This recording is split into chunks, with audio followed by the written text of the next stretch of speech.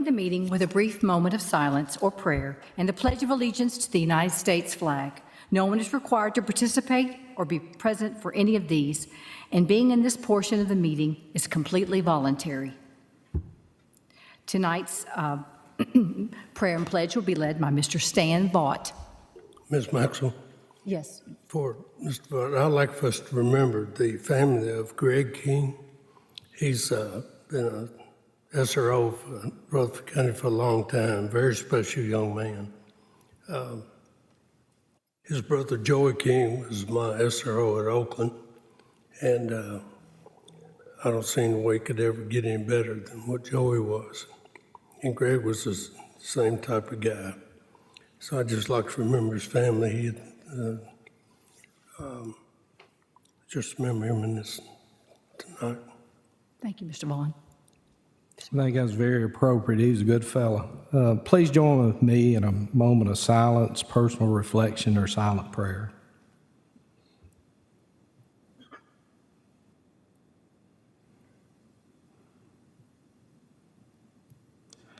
Dear Heavenly Father, we ask that you hear our prayers, that you know our concerns. We ask for patience, understanding, and wisdom, but most of all, please grant us peace in the next 2 weeks. I think we all need it. We ask all these in your most precious name. Amen. Amen.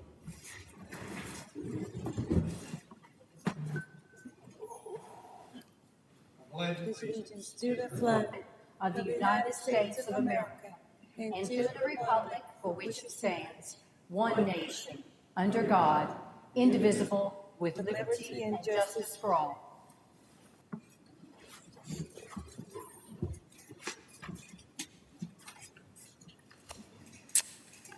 First up, I'll give everyone a moment to look over the approval of the agenda. Just take a look at it. See anything you want to question or add to? Yes, Mr. Vaught. This is kind of off the subject, but I'm going to ask this question, or at least try to get the discussion started. I was going through the supplements and all that kind of stuff with the coaches and everything that goes on, and I know most of those, if not all of those, are paid through each individual school, through their operating funds or whatever. But it made me stop and ponder, and this may be Dr. Sullivan, this may be your question, it may be a Brian question. Do any of the schools, I know some of the improvements that each one of them have made over the years are on depreciable items, and I guess first one that comes to mind is the AstroTurf that's been installed on different fields.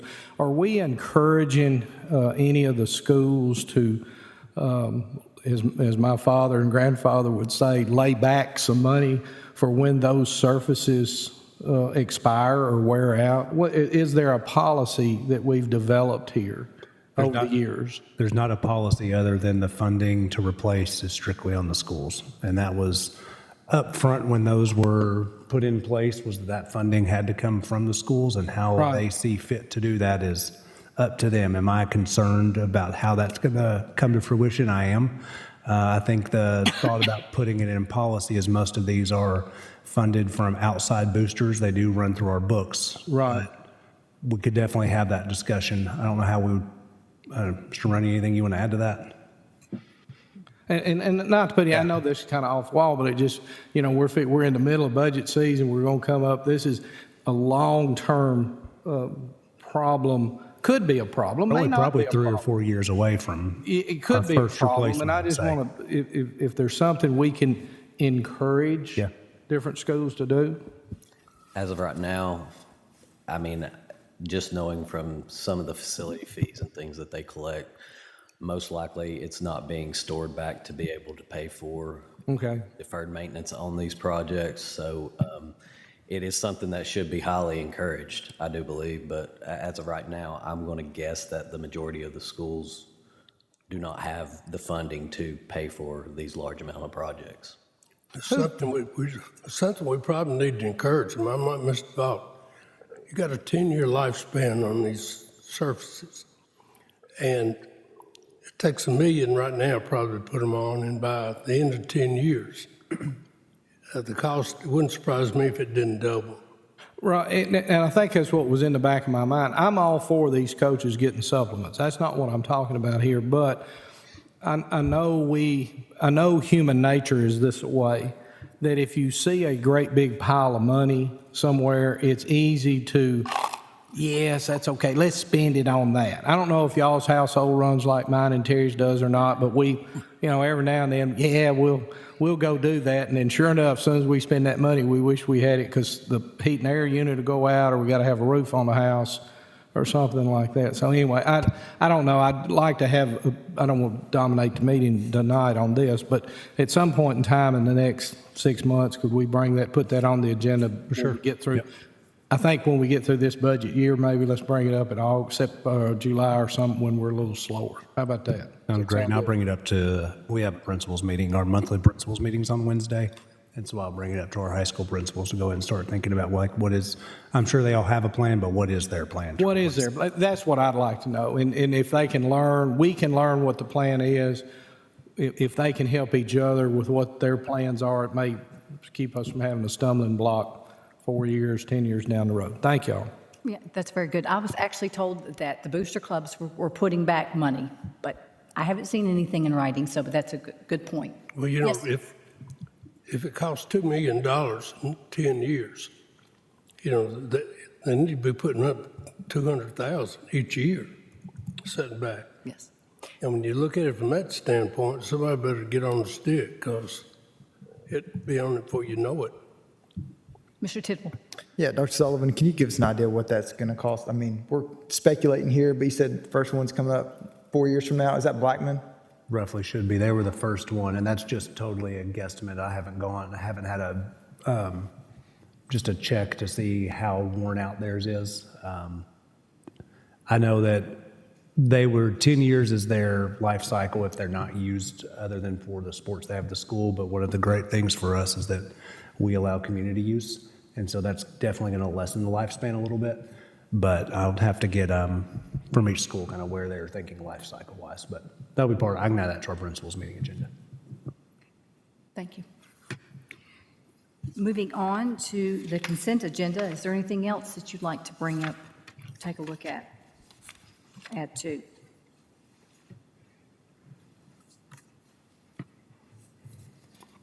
Okay.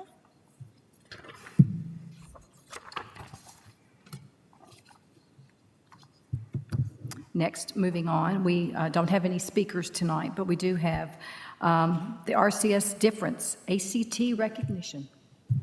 We have several, and we just have them under speakers. It really should be under the RCS difference, but since we have a presentation to the board and then charter school information, we put it under speakers so that the students didn't have to stay here for 45 minutes instead.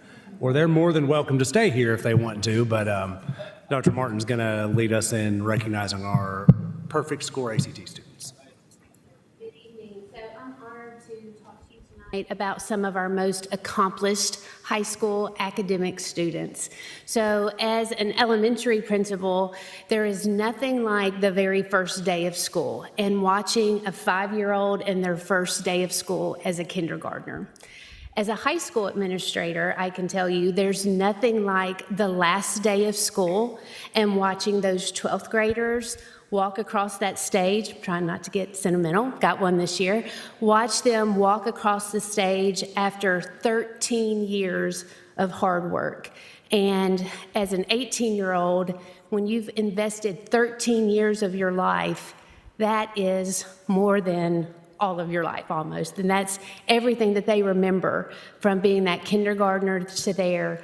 And so it is just such an honor to recognize these students tonight. In Rutherford County, we have 21 perfect ACT 36 scores. That is a composite. That's not just for one section of the test, but that's the entire test in its whole. These students, after talking to them, some of them did this on their first time. Some of them took it 3 or 4 times. No matter what, it took perseverance, determination, and lots of grit and preparation the past 13 years to get to this test. I always explain it to parents, this is the Super Bowl for these students. And so we are so honored that we get to recognize them tonight. So they will be recognized at their schools and their individual graduations as well, but we wanted to give them just a little something from the board to recognize their achievements. So I'm going to turn it over to Mr. Evans to say their names. Dr. Evans.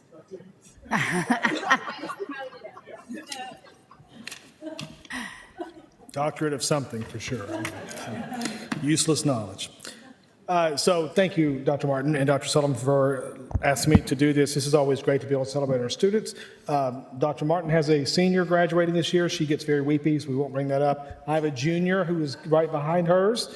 I'm hoping he's on this list next year, so happy to do this. I hope that I can say all of these names as close as possible as to what they are, but I'm from a very small town that has a southern accent, and so I screw things up. So please bear with me. If I mispronounce your name, it's not intentional, I promise.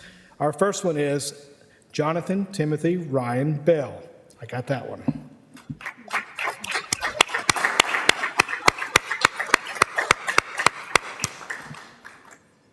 And Jonathan is from Central Magnet School, as are the rest of these. I'll read the other schools when we get there. Van Doyle Breedlove.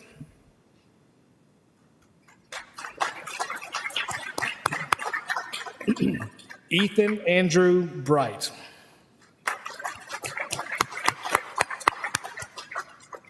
Wylan Maeve Coe.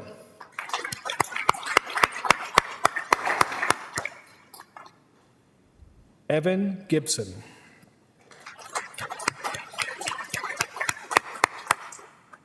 Elizabeth Joy Holzman.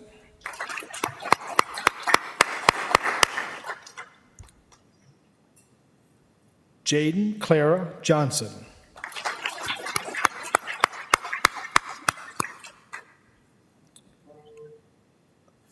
Yoi Kyung Jim. Anaru Dada Kundakula.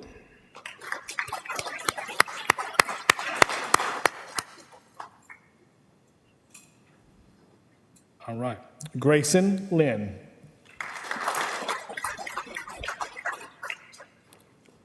Alastair Ross McCarroll. Jacob Gregory Preku. Austin Henry Shafrath. Andrew Ryan Smith. I got that one. All right. Carson J. Strader.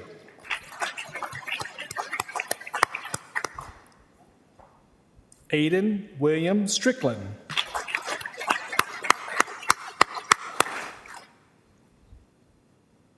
Rachel Lee Swikert.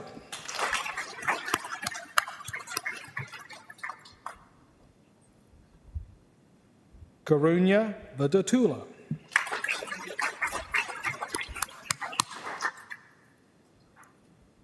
Benjamin Zhang Zhao. Okay, and then from Eagleville School, David Harrison.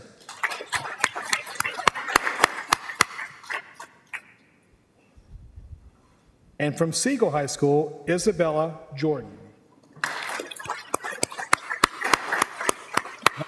If you guys would join me, we're going to go right out in the lobby here and do a photo for everyone that's here. Congratulations.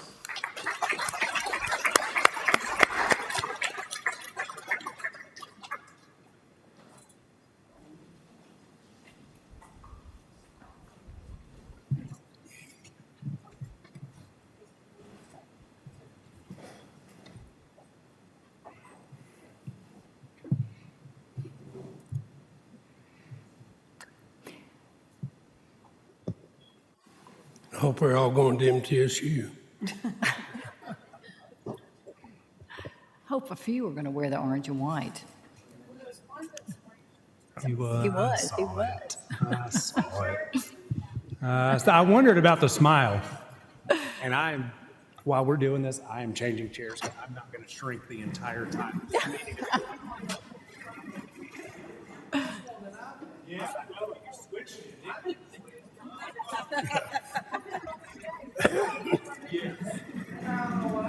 I started noticing, as we were talking, I just kept going, doo, doo, doo, doo, doo. I was like, this is going to feel awkward the entire, I'm going to present the budget over here and just keep shrinking as the numbers go down, so.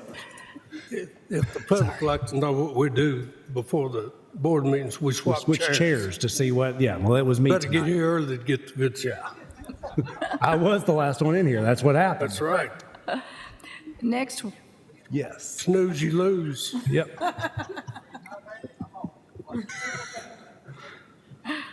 next we have Mr. Kyle Carter, who is here to present his thesis from Central Magnet School to our board. I was not there, young man, but I heard it was very impressive, and I'm glad you could come and present to us tonight. Thank you so much for having me. Get up, set up real quick.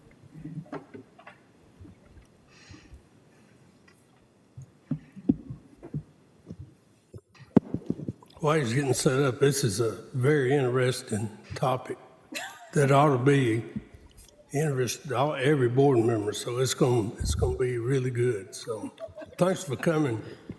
You help us out in making our decision. Well, thank you all for having me. Hopefully everything's interesting, but it's also kept factual. I understand this is a pretty complex and definitely not controversial topic, but I try to be the sequel to other students who presented to the board at the very beginning, trying to err on the more side of being factual and saying, well, this is what we thought would happen and this is what actually happened. I just asked the board if you remember two things from my whole presentation. Remember first the main idea that I'll get into a second and my 3 recommendations.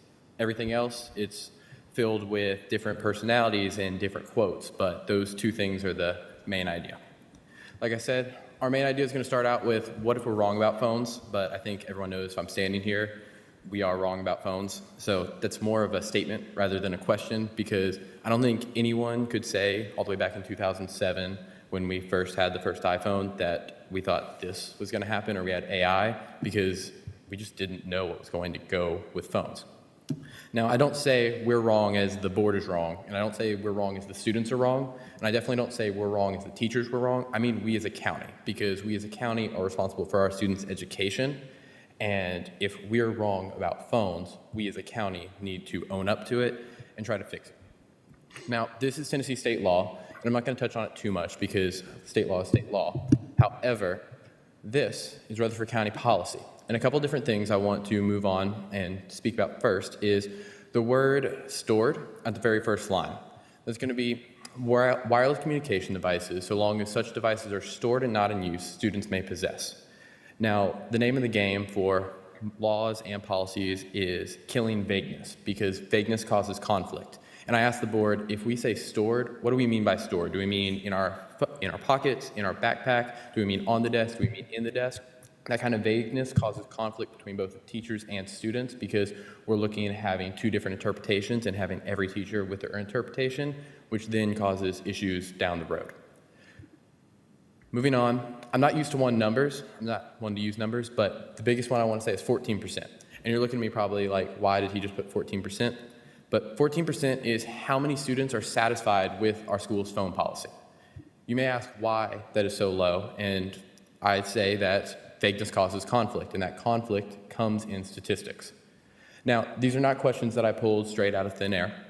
This is from the Stanford TAPS program that's called Toolkit for Assessing Schools.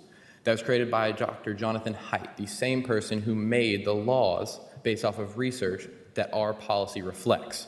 Now, Mr. Haidt said that policy was going to have overreach, because policy is not one size fits all. What happens in Nashville is not going to happen in Rutherford. What happens in Rutherford is not going to happen in Knoxville. We can't have a blanket policy because it doesn't work. So he created, joint with Stanford and NYU Stern, the Toolkit for Assessing Schools. And essentially that asks questions that we're able to use every single year to better our phone policies so we can better our students. And that study really found that implementation was our killer.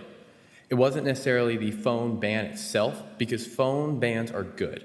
They drive up grades and they drive down inefficiency. However, there's some caveats to that. This is what general good implementation should look like. You have your where, your what, and your stages. Where is obviously in Rutherford County Schools, and what can be a couple different things. You could have a policy like the phone ban, and then you can have a policy like the metal detectors, those metal detectors that we started, both in the same year at the same time.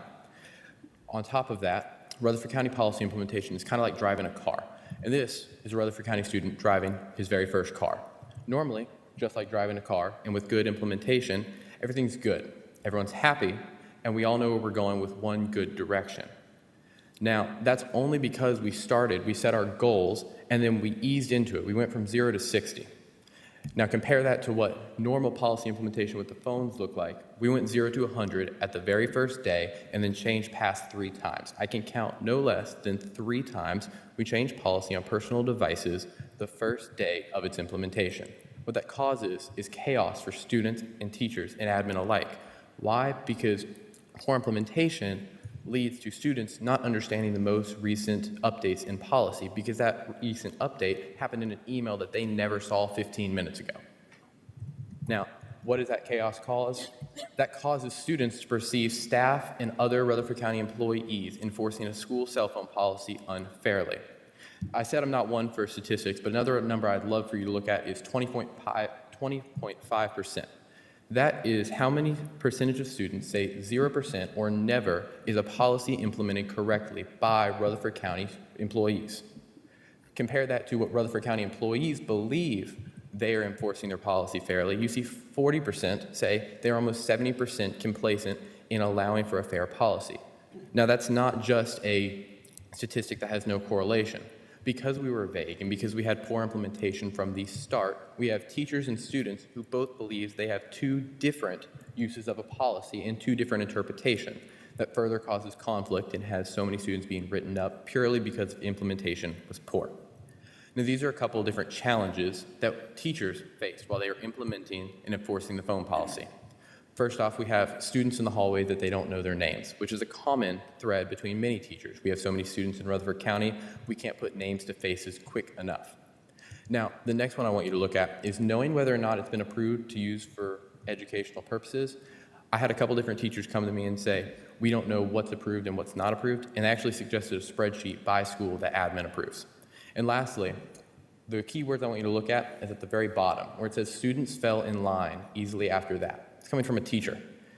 The only other time I've heard that is coming from a prison, where a prison warden says prisoners fall in line. But our teachers are educators.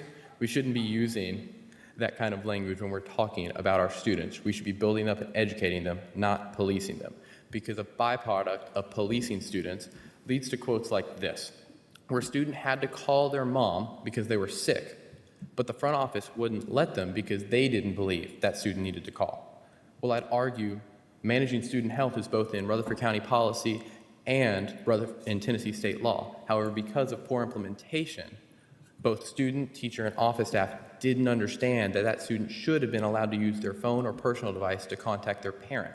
That hurts students and then causes that next student who's sick to say, well, my teachers and staff members aren't going to let me call my parents. I should just break policy, causing more conflict. Like I said, though, this is not all bad. I agree with the phone ban. Some classes are less inefficient. It's only causing lack of communication. Grades are going up, like I said, and teachers are reporting that there's less phone-related behavior.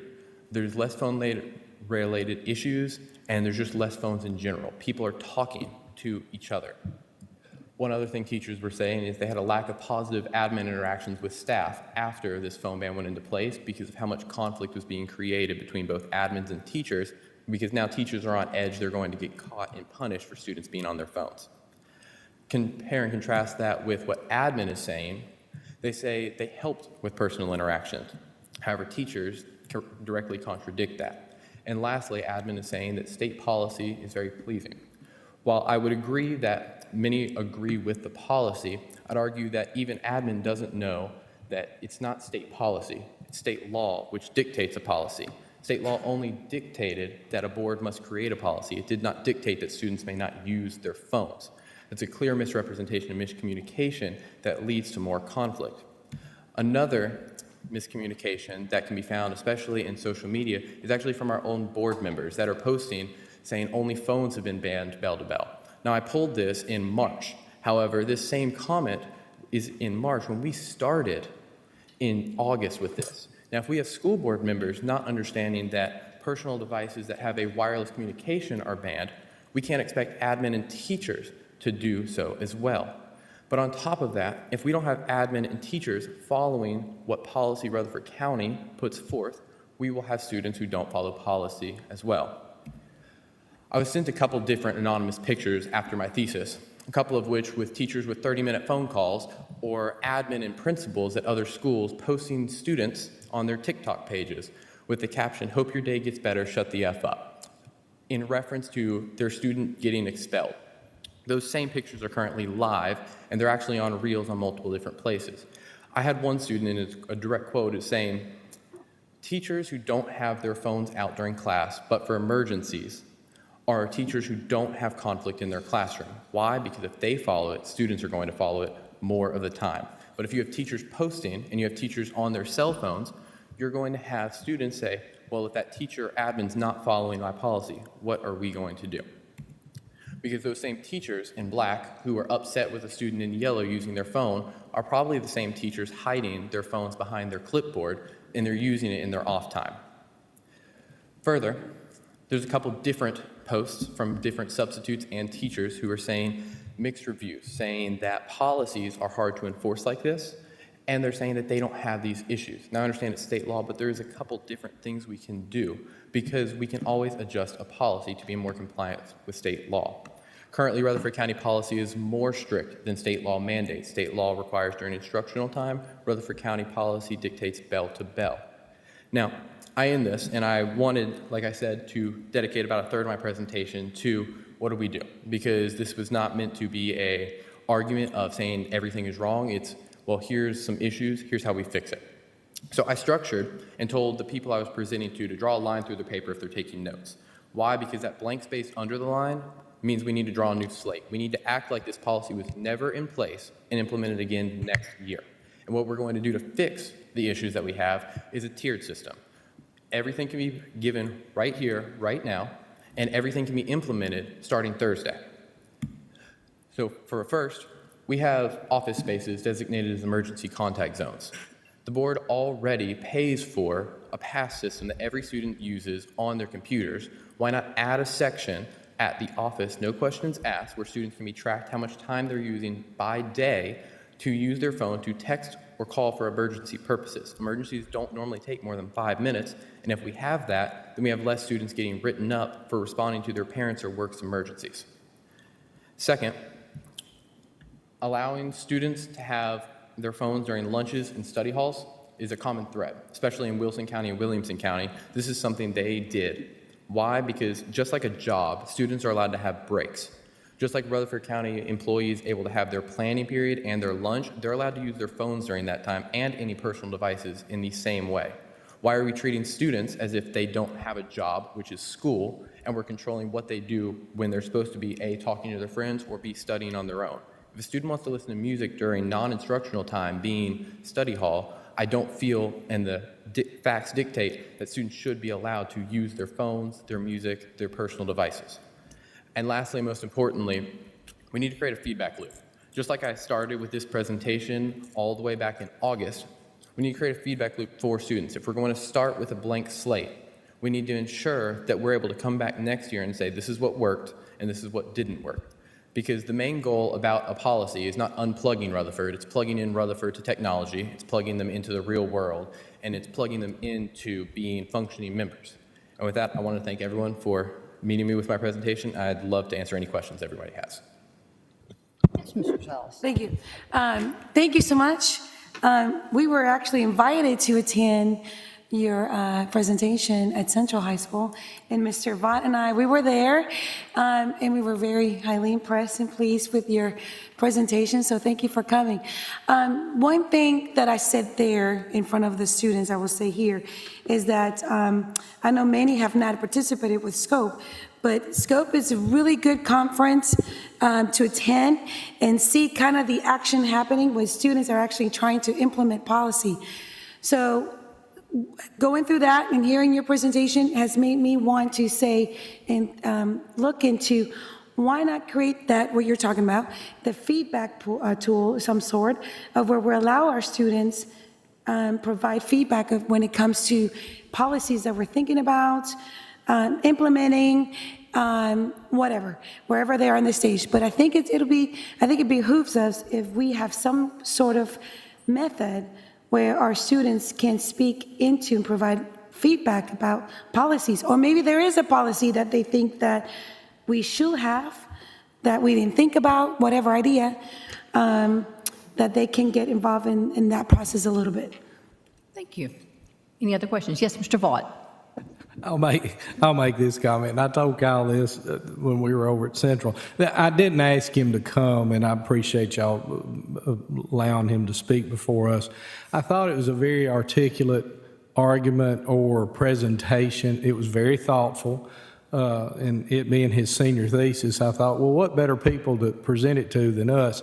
I didn't ask him to come here to rehash all this because I know it was tough on all us and not to burn Dr. Sullivan or the staff or anybody, you know, what we did. But it gave me pause after I left there, and this was the best thing that came out for me, Kyle, is it made me understand as a board member there is a disconnect between us and the students we serve.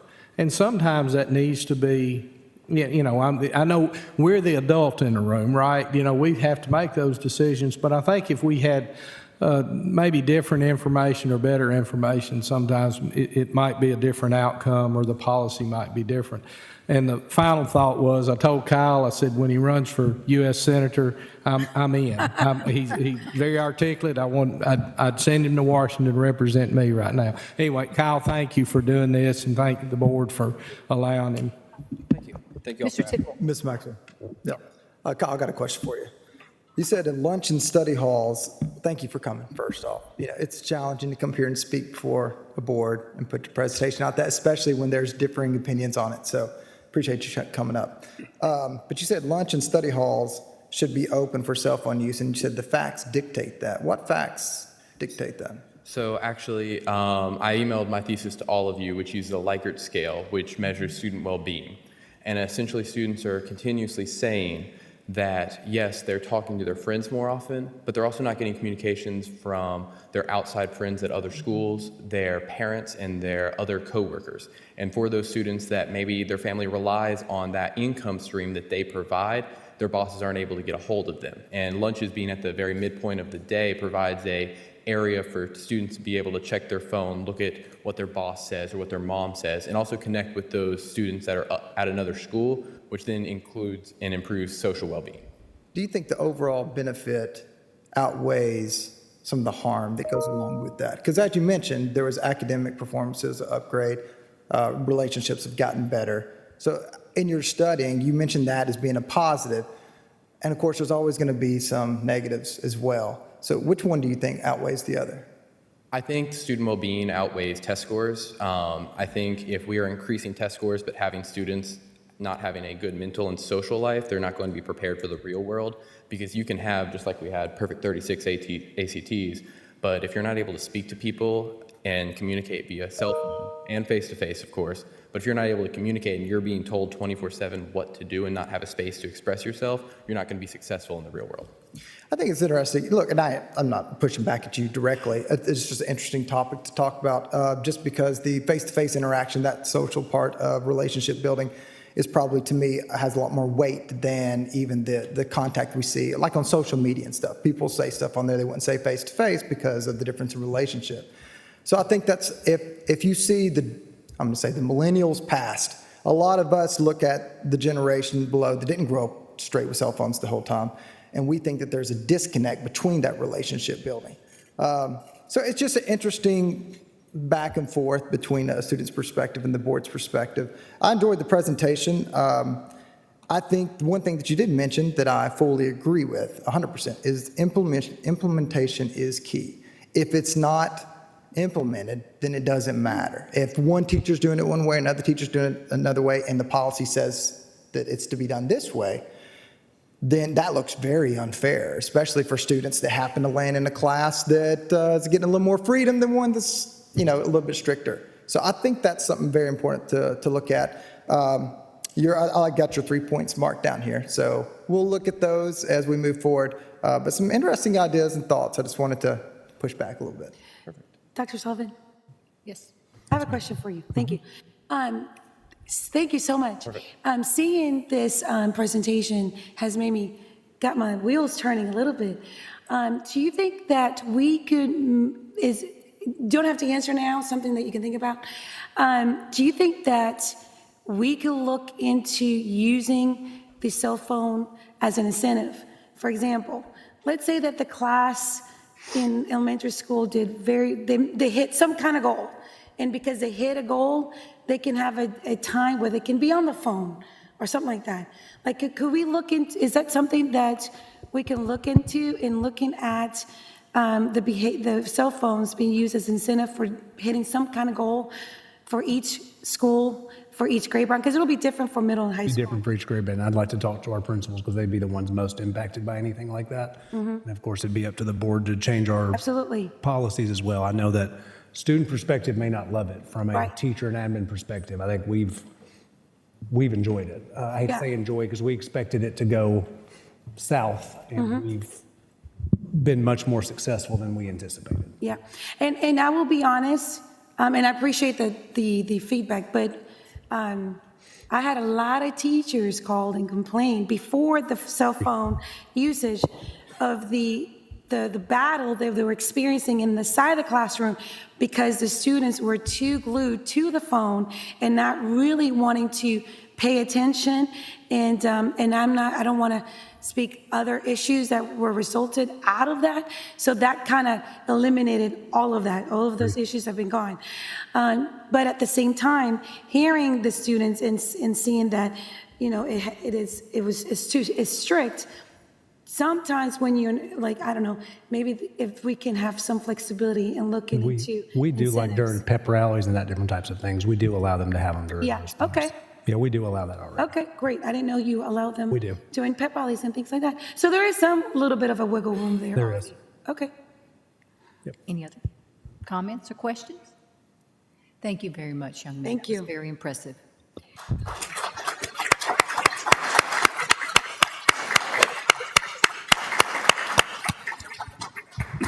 Moving on, Dr. McCann and Mrs. Walters are presenting the Rutherford Prep Charter School Application Committee Review. Dr. McCann, welcome to what always happens to me when I go over the budget. Everybody leaves. Personally, I don't blame them. Everybody leaves. They did. It always happens to me about budget, so I'm glad it's not me this time. well, I appreciate them supporting their fellow students. Agree.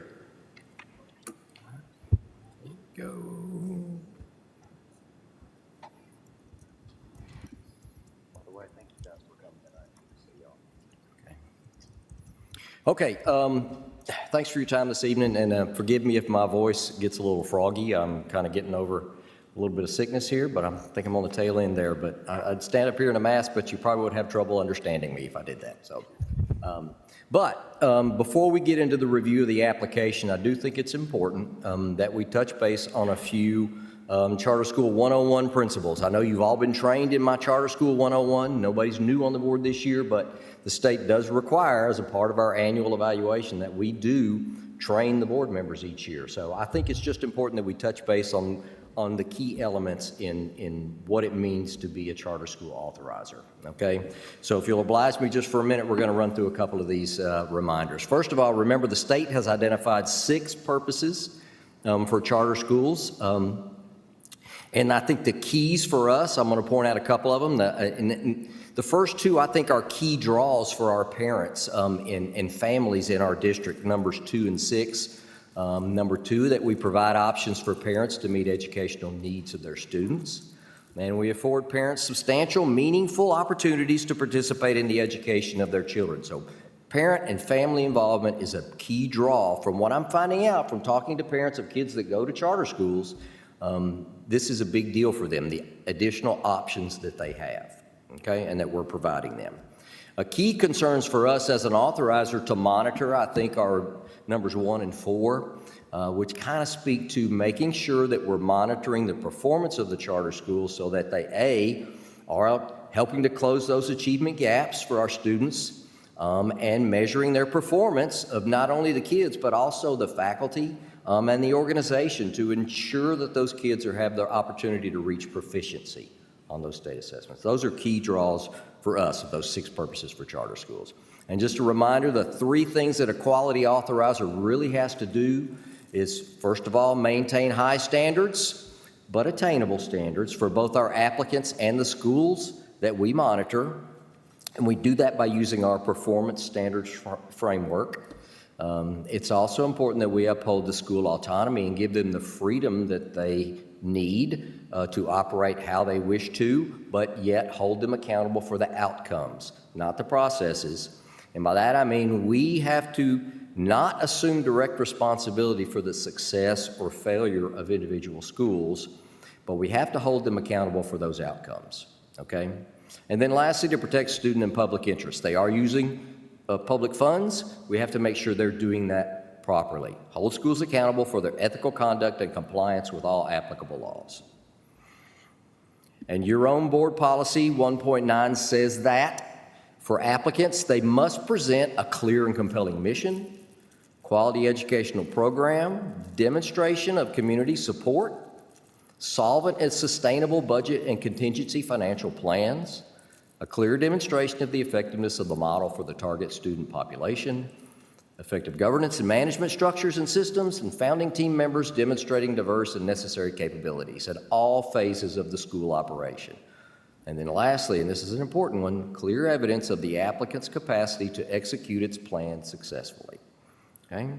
Just a reminder of where we are in the timeline. We're at that 3rd box. We got the letter of intent.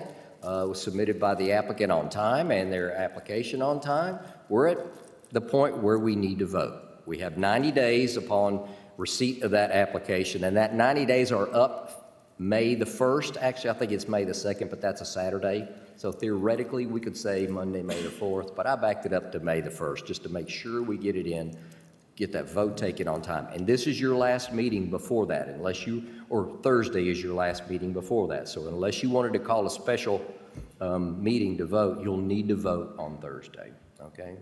And remember, if it's approved, if you approve it this Thursday, we move right into the negotiation phase to develop an agreement with the applicant. If not, if you choose to deny it in this go-round, they can submit a amended application within 30 days. And we've been through that in the past years. You know how that works. And then we have 60 more days to review it. And then you'll take another vote. And if you deny it again, then they can appeal to the commission. But again, if you approve it, we go right into the negotiation phase, okay? And then here's our specific timeline of what the committee did this year. We've been through several meetings and trainings, and they all submitted rubrics to me both before the capacity interview and after the capacity interview that they revised based on the responses we got. As a part of that, I will say this, that the applicant did a fantastic job of providing updates on things that we asked for at the capacity interview. They got us everything we asked for. So they almost have submitted an amended application just through that natural process, okay? And we had a nice long capacity interview with them. I think it was 2.5 hours, wasn't it? So, but it was great.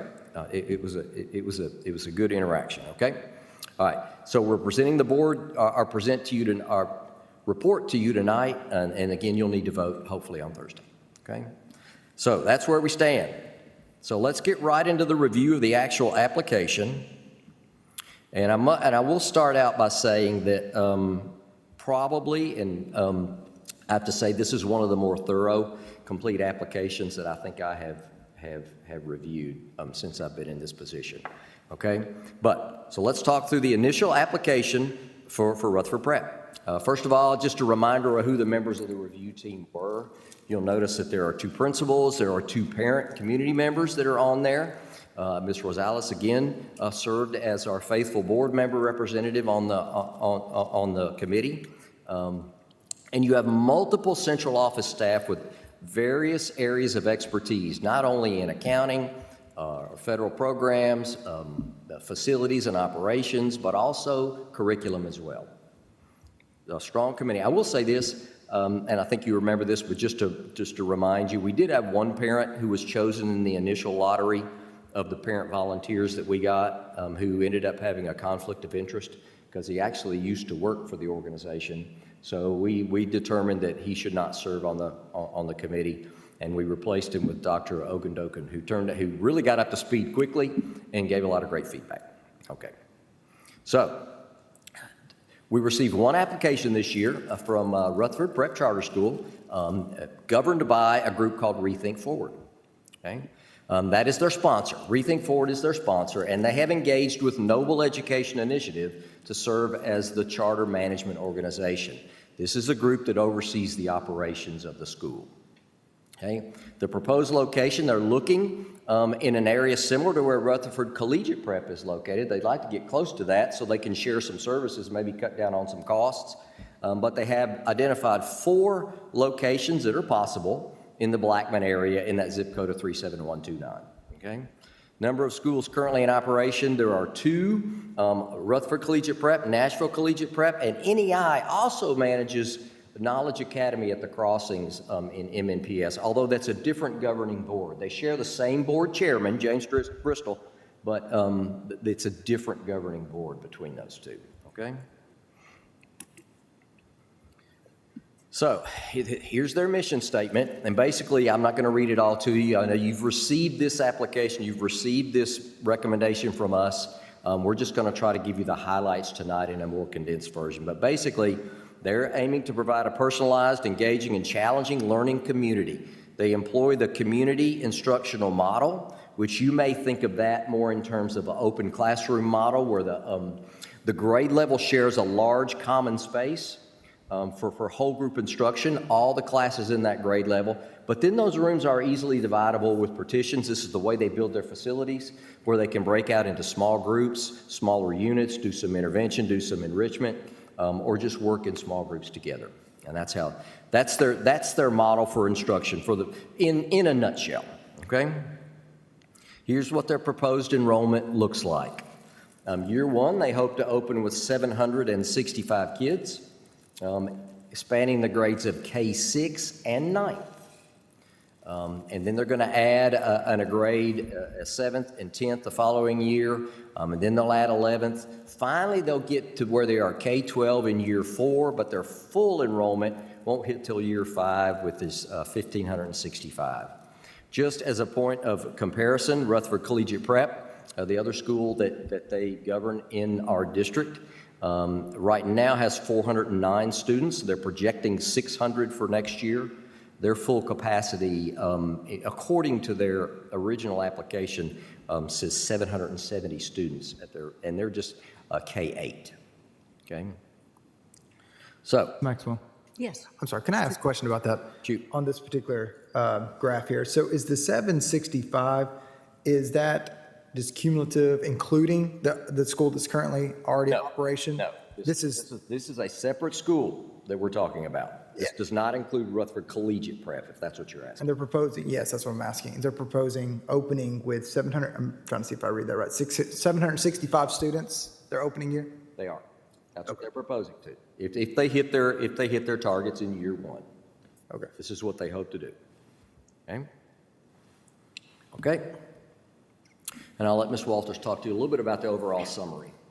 I'm going to go over the summary of the valuation that the committee used. We use a rubric that has 4 sections to go ahead and do the initial recommendation for the application.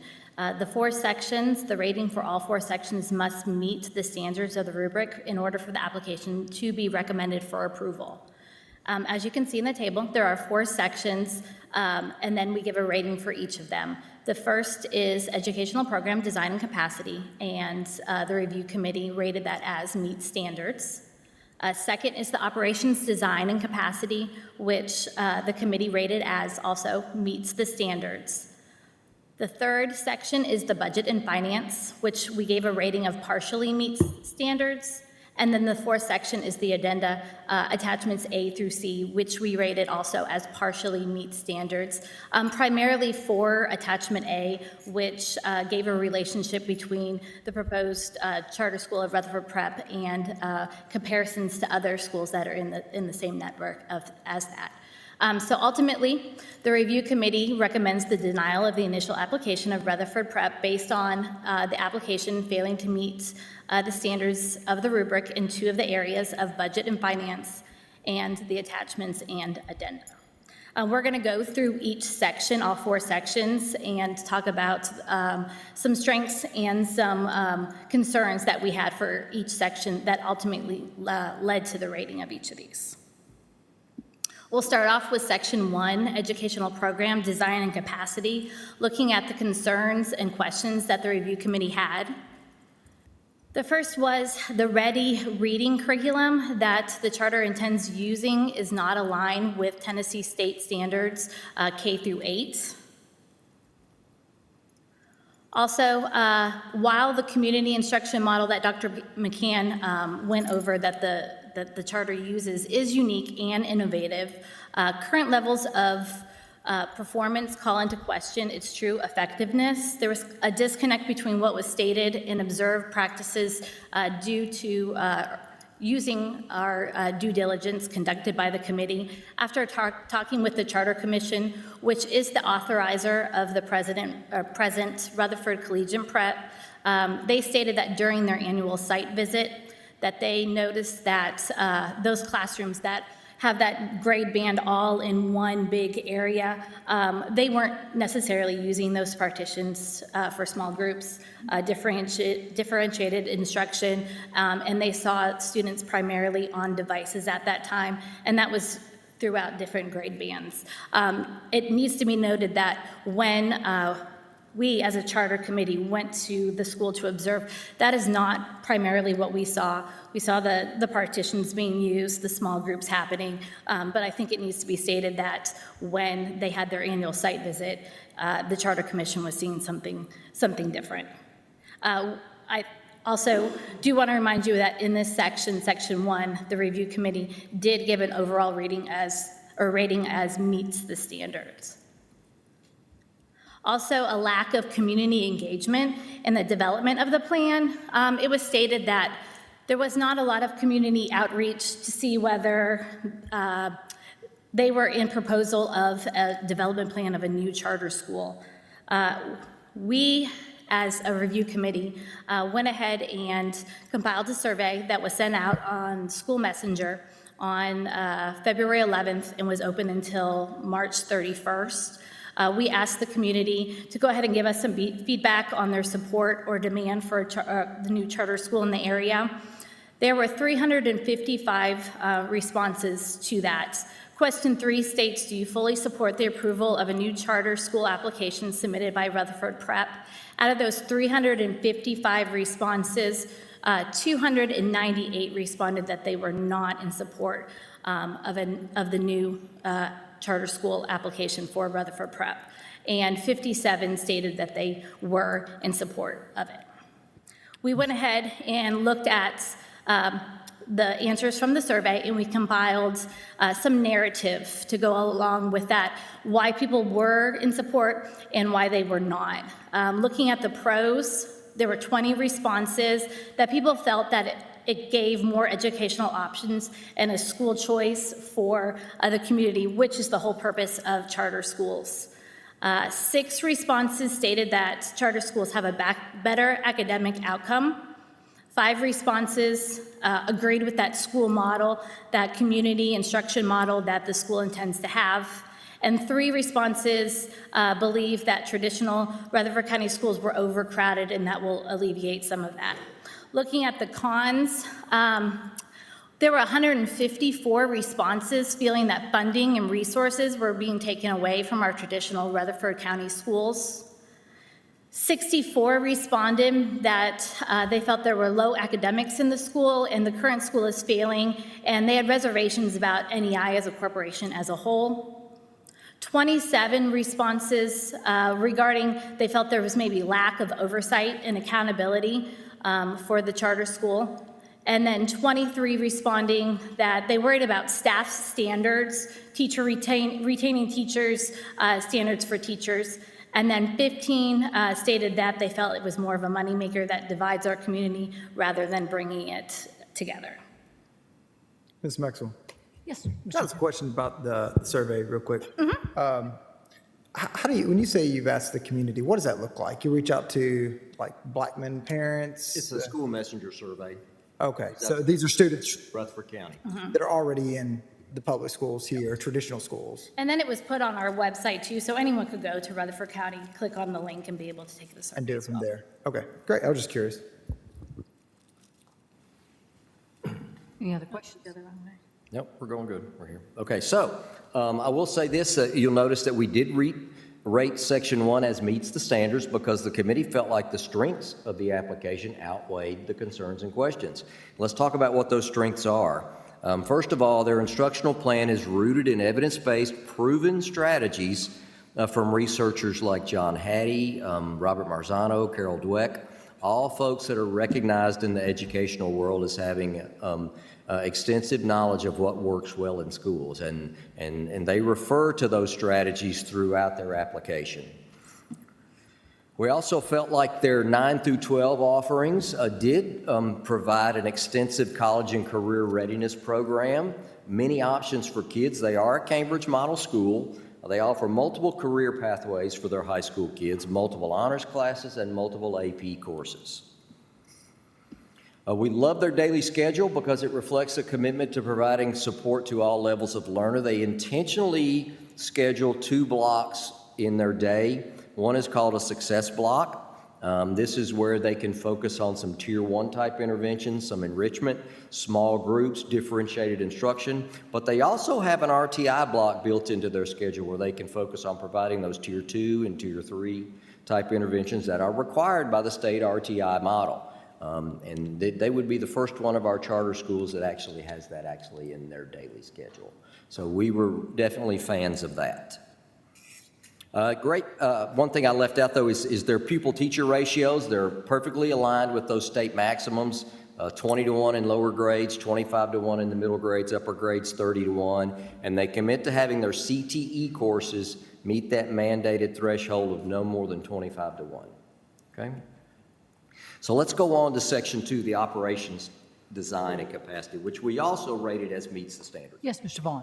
I got a question about, in Section 1, you talked about the reading program that was not aligned with the state standard. Curricular model, that Ready Reading is their reading program that they've adopted, and it's not aligned with Tennessee K-8 standards. That's a problem, isn't it?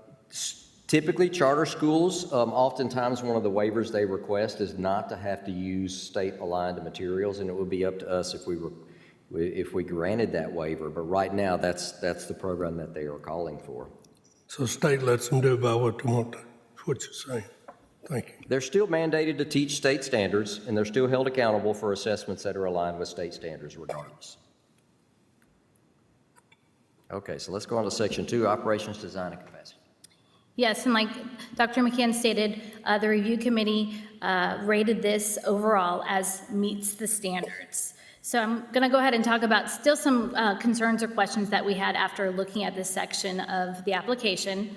One thing that stuck out to us is that no parent representative is to be included on the governing board within the first 6 months of approval, which is required by the application criteria per state law. They stated that there would be a parent advisory group that would be put together, but those parents would not have an active position on the governing board or have any voting rights when it comes to that. Another thing that we stated was that the sites, there is no site that has been secured yet for the proposal of the facility. There are 4 possible locations that are being considered, but as of right now, there is no proposal for an actual site. Okay, so let's talk about a couple of concerns, a couple of strengths we had, rather, that again, we felt like outweighed the concerns that we had for their overall operations. First of all, they have very clear, well-defined organizational structures in the organization, both Rethink Forward and Noble Education Initiative. Clear division of roles and responsibilities. A lot of support from above for the school. They will get a tremendous amount of support from above.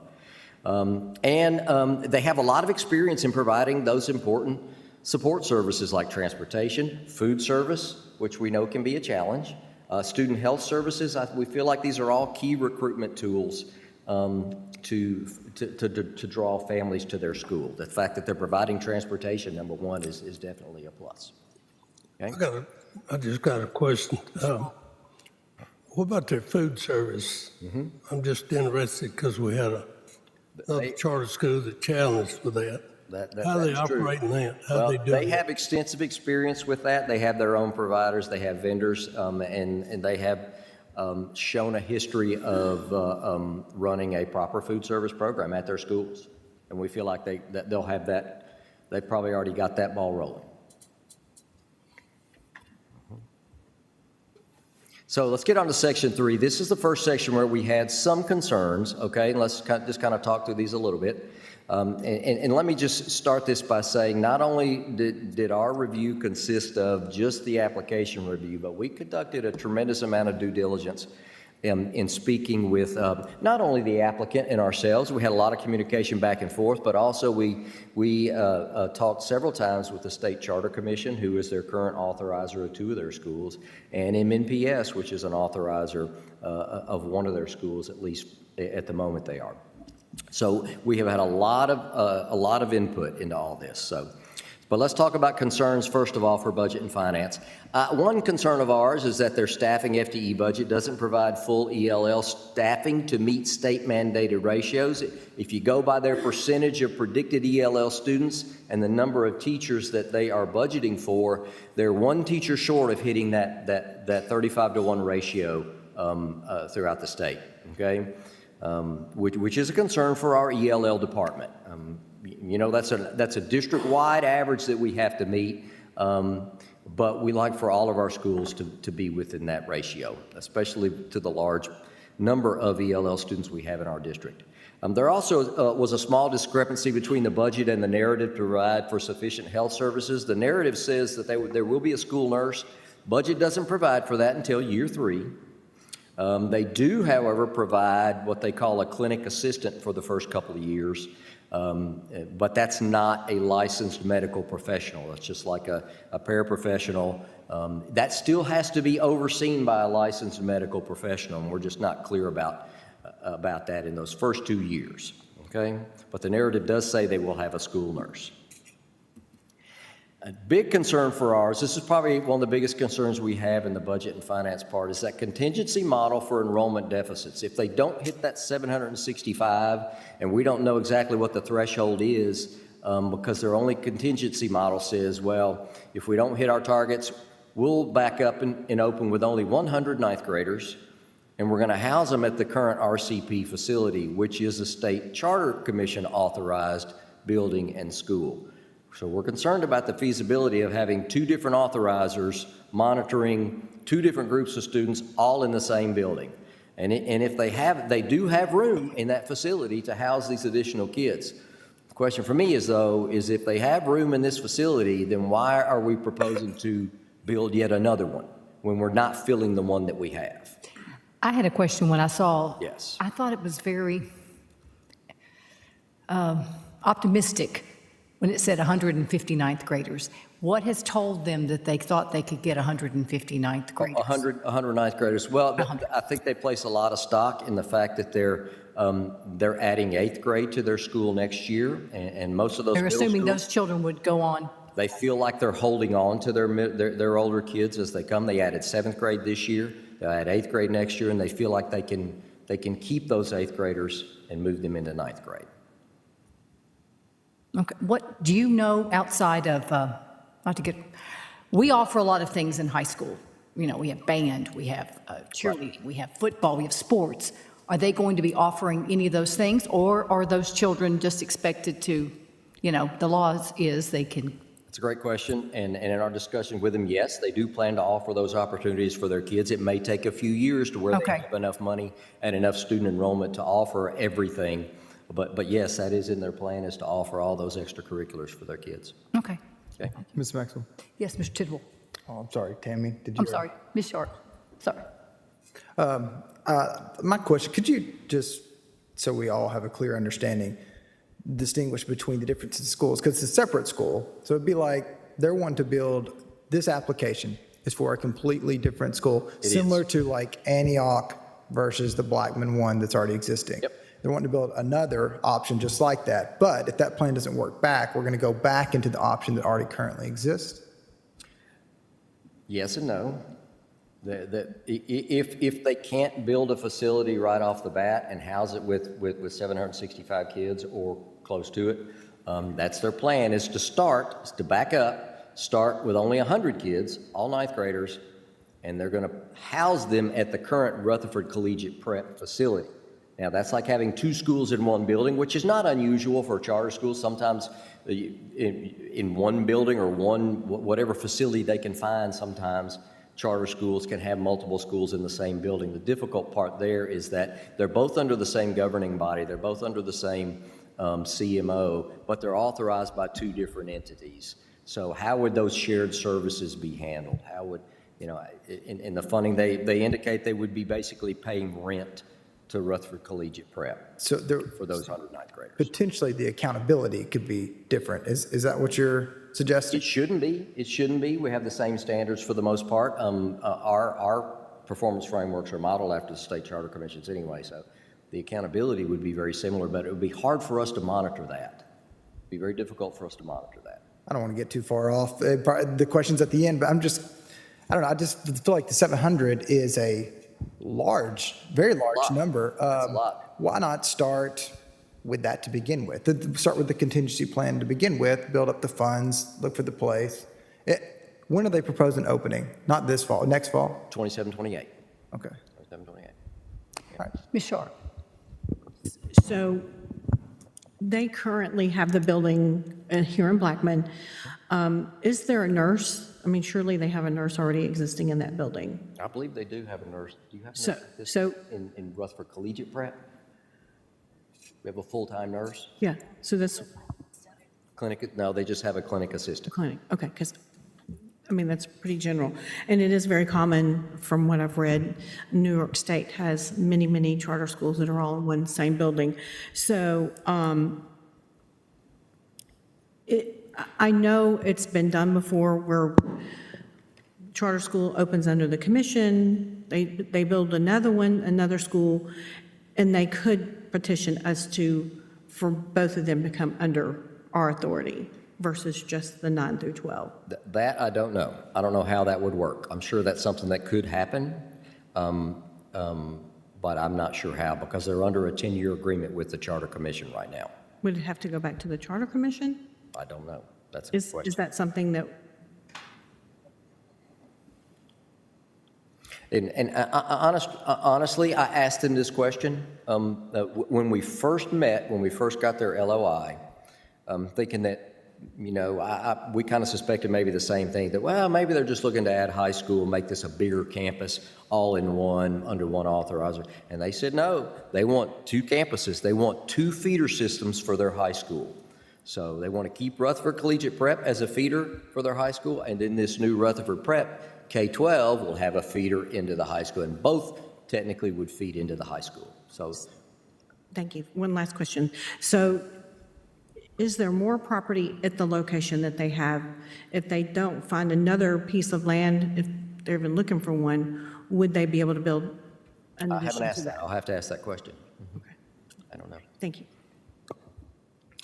Yes, Ms. Rosales? Thank you. Thank you, Jeff. This is a lot of work. I didn't want to start asking questions because there's a lot to cover still. And we're only at the section 3. We're getting there. But can you go, really quickly, can you go back to the enrollment chart, if you don't mind, in tackling that 100 ninth graders for a second?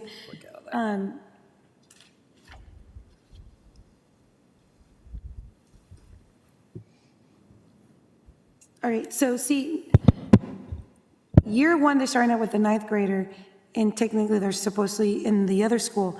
But then year two, they're adding 10th grade. We've been to the building. There's not going to be, I don't think there's room in that other building I don't know to if add they could another add two more grade band. grades, but we know So they they have will room have for to those ninth graders. They start showed in us the- they have room for those ninth graders. I don't know about 10th after a year after that, but that would give them another year to build a facility. if they need it.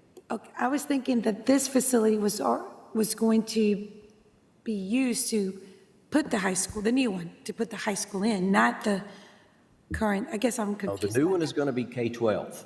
Right, The new one is proposed. That's the one we're talking about here in their application, is a Yeah. brand-new K-12 facility. right, so that's why I'll talk to you after. That's why I'm a little confused. You can about ask. the Okay. 9th and 10th grade, because I was thinking that was going to the new facility, not the current facility, RCP. But I'll get clarification from you. Ms. Maxwell? Yes, Mr. Is it good understanding to say that the current facility will exist as it is, which I think is K through 8, right? Well, it's K-7 now, it'll be K-8 next year. Yeah, expanding. And this school that's being proposed is similar to Eagleville. It's K through 12. All right, That is correct. thank you.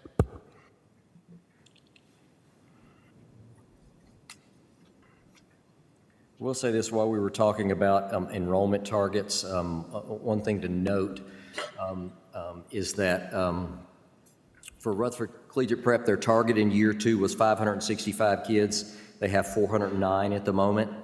KA at the Crossings, Knowledge Academy, their target was 850. They actually have 400 at the time, so that's a concern, is being able to maintain sufficient enrollment to be able to afford a new facility, number one, and to pay off the debt load that we're going to talk about here in a second, whenever they're not quite hitting their enrollment targets yet. Not to say that they won't, but that's where they are right now. Dr. Sullivan. And that is my only concern. This is the best application, honestly, that we have seen.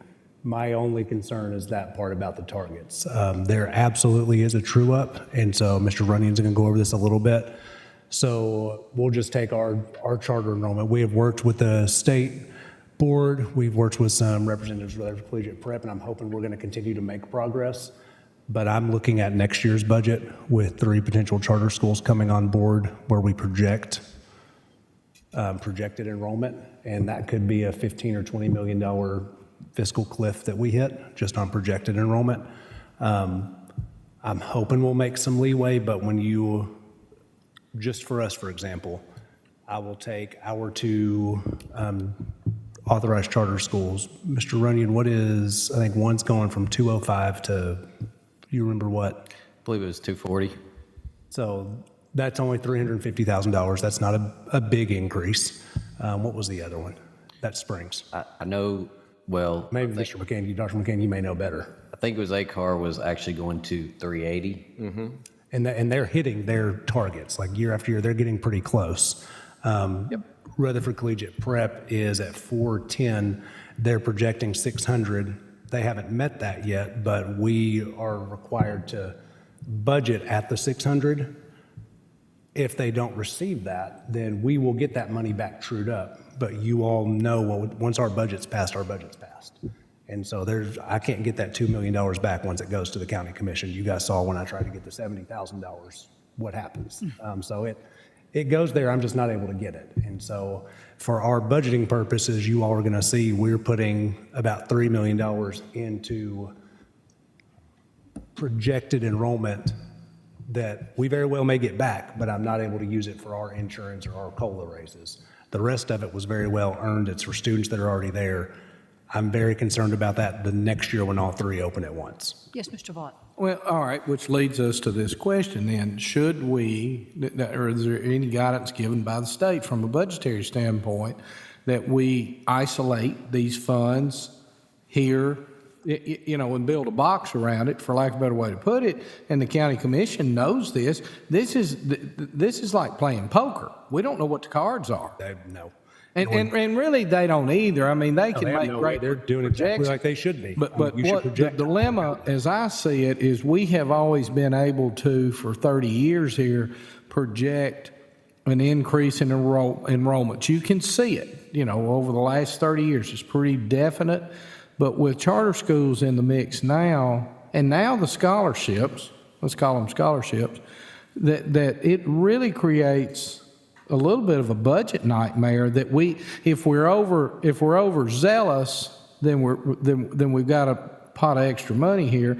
If we're not right, then we could be behind the 8 ball and never come out from behind it. Yeah. or it would take 3 or 4 years to come out from behind it. Yeah, and that's my only concern. We've So worked with the state so- board trying to figure it out. We just didn't make as much progress as I had. Ryan, so there's no, you're not listening to me. I'm picking at you, but there's no guidance from the state, there's no guidance from anybody about isolating this money. I mean, we're one of the unusual counties, I would say us and probably Williamson. They don't have a charter school. though. Charters in Williamson.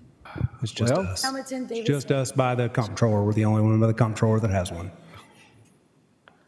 All right, so we got to be pretty prudent here. And I've talked to the state board as well. They are very interested in doing a study about the financial part because they haven't done one. So we gotta hedge We've our really bet. made a lot of inroads, and so they're very interested in doing that portion. I just want to be able to get that done. We've worked together trying to get this Okay. stuff done. Like, we've developed a great relationship. I just don't want it to get lost because I'm looking at next year very concerned. And this is, like I said, their application's amazing. I think it'll be great. Yes, they've been great to work with. Great. Ms. Sharp. Thank you, Madam Chair. Dr. Sullivan, can you, by Thursday, give us the numbers that Mr. Edsel Charles and Yes, I RCP can. has predicted for this Again, area? I'll look at that for two. Thank you. I will say on a positive note that of the schools in the portfolio, that Nashville Collegiate Prep does appear to be hitting their enrollment targets. Okay. In Nashville right now, in that Antioch cluster where they are. So, and we'll talk a little bit more about those Nashville schools here in a minute. But Before you move, I just want to say I was not being negative. They have been great to work with. Like they've been phenomenal to work with. they've been great. And the State Board and Charter Commission, they all have been great to work with and partners. Yep. And then lastly, our last concern on budget and finances, and we just kind of got this information recently because it was not in their original authorizers reports, but the annual authorizer reports for both, or for the Charter Commission have been updated, and both Nashville Collegiate Prep and Rutherford Collegiate Prep were rated as falls far below for financial performance. And we'll look at those authorizer reports here in a second. In our conversation with the Charter Commission, this is not a concern over their financial operation and their ability in the short term to manage things financially. They're very strong in that area. This is based on the concern over the heavy debt load that they have built up because they have built 2 new facilities. They built Rutherford Collegiate Prep and a new Nashville Collegiate Prep building as well. So that has added significantly to their debt load.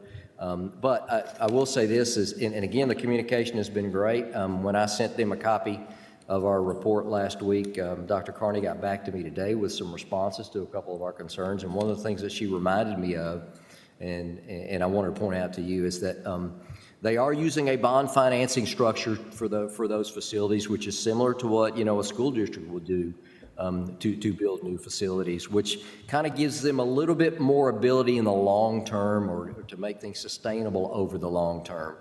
And that's very typical for new school financing to happen. And they do have a significant amount of private funding that is provided to them. So, but it's still, like my conversation with the Charter Commission, even they are concerned over their ability to handle that debt load, especially when your enrollments are not at what your targeted rates are at this point. I mean, that's where your funding comes from, okay? All right, so for those reasons, we did decide that to rate Section 3 as only partially meets the standard. But there were some strengths too, okay? We talked about the enrollment deficits already. So let's talk about the strengths of this section. Go ahead. All right, so looking at the strengths, the first one is that the budget provides a reasonable and conservative approach for forecasting revenue and expenses for both of their scenarios.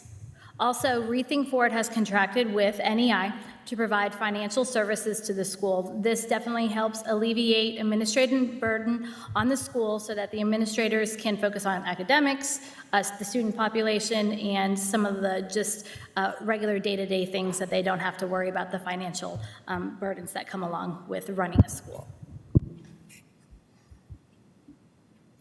And I will piggyback that up by saying that to me is a definite welcome relief in comparison to our current charter schools whose administrators are wearing multiple hats. It's very hard to manage. That, in my mind, is the advantage of having a strong CMO to provide that top-down support, that support from above. So at the school, you can focus on what's important. Okay?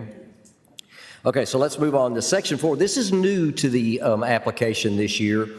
Section 4 is now basically some attachments and some addenda, but they're also scored and rated as part of the applications.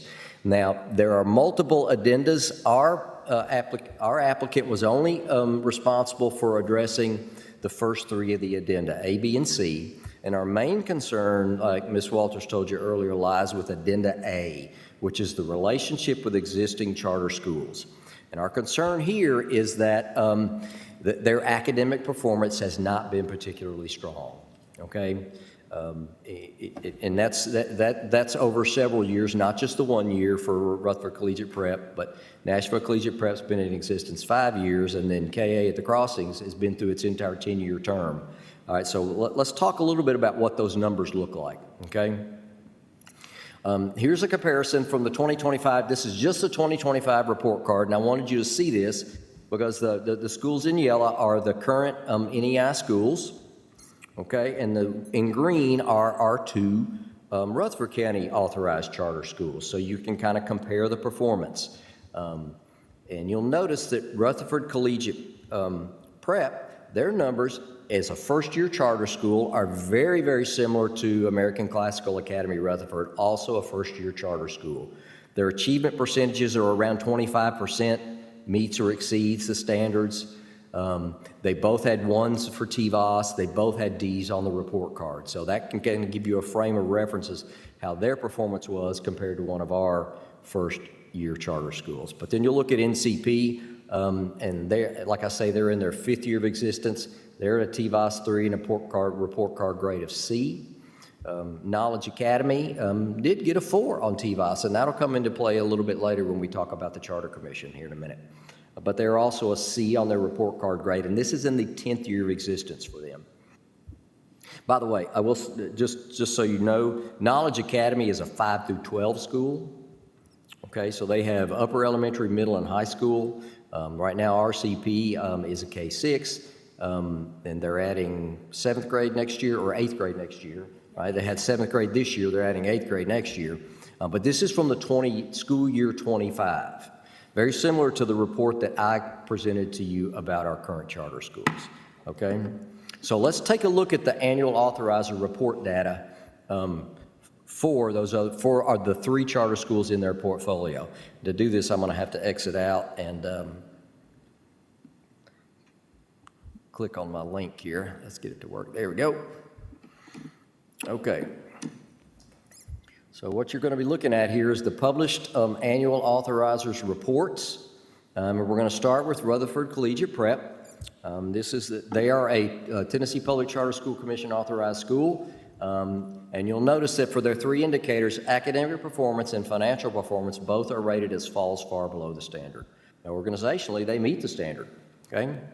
So, and if you scroll through the academic performance section, you'll notice that there's a lot of red there, a lot of falls far below standard. They did not meet their goal for mission-specific goal, or students with disabilities comparative to RCS and ELA. All these, a lot of red for the academic. But this is their first year, just like American Classical Academy was. Lots of falls far below, TVOS composite of 1. Financial performance, also rated as falls far below. Now, for their near-term indicators, they meet the standards. Okay, they did meet the standards, and this is according to their audit report. But you'll notice for financial sustainability, they fall far below in 3 and don't meet in 1. And again, that's related to the heavy debt load that they have incurred at this point with the building of 2 new schools. All right. Let's take a look at organizational performance, and it's a lot of green, meets the standard. They have a strong organization. The concerns here are 2. They fall far below the standards for student retention rates and teacher retention rates. They're not retaining teachers as students. Now, let me say this. This is their first year of existence, and what they find out, and they'll admit this, they own this. They own their data. They take full responsibility for it, and they say that, and it makes sense to me too, that in that initial year, getting used to that community instructional model, we realize it's not a good fit for everyone, students and some teachers. It's just not a good fit. So sometimes that's what happens. You don't retain your teachers, you don't retain your students.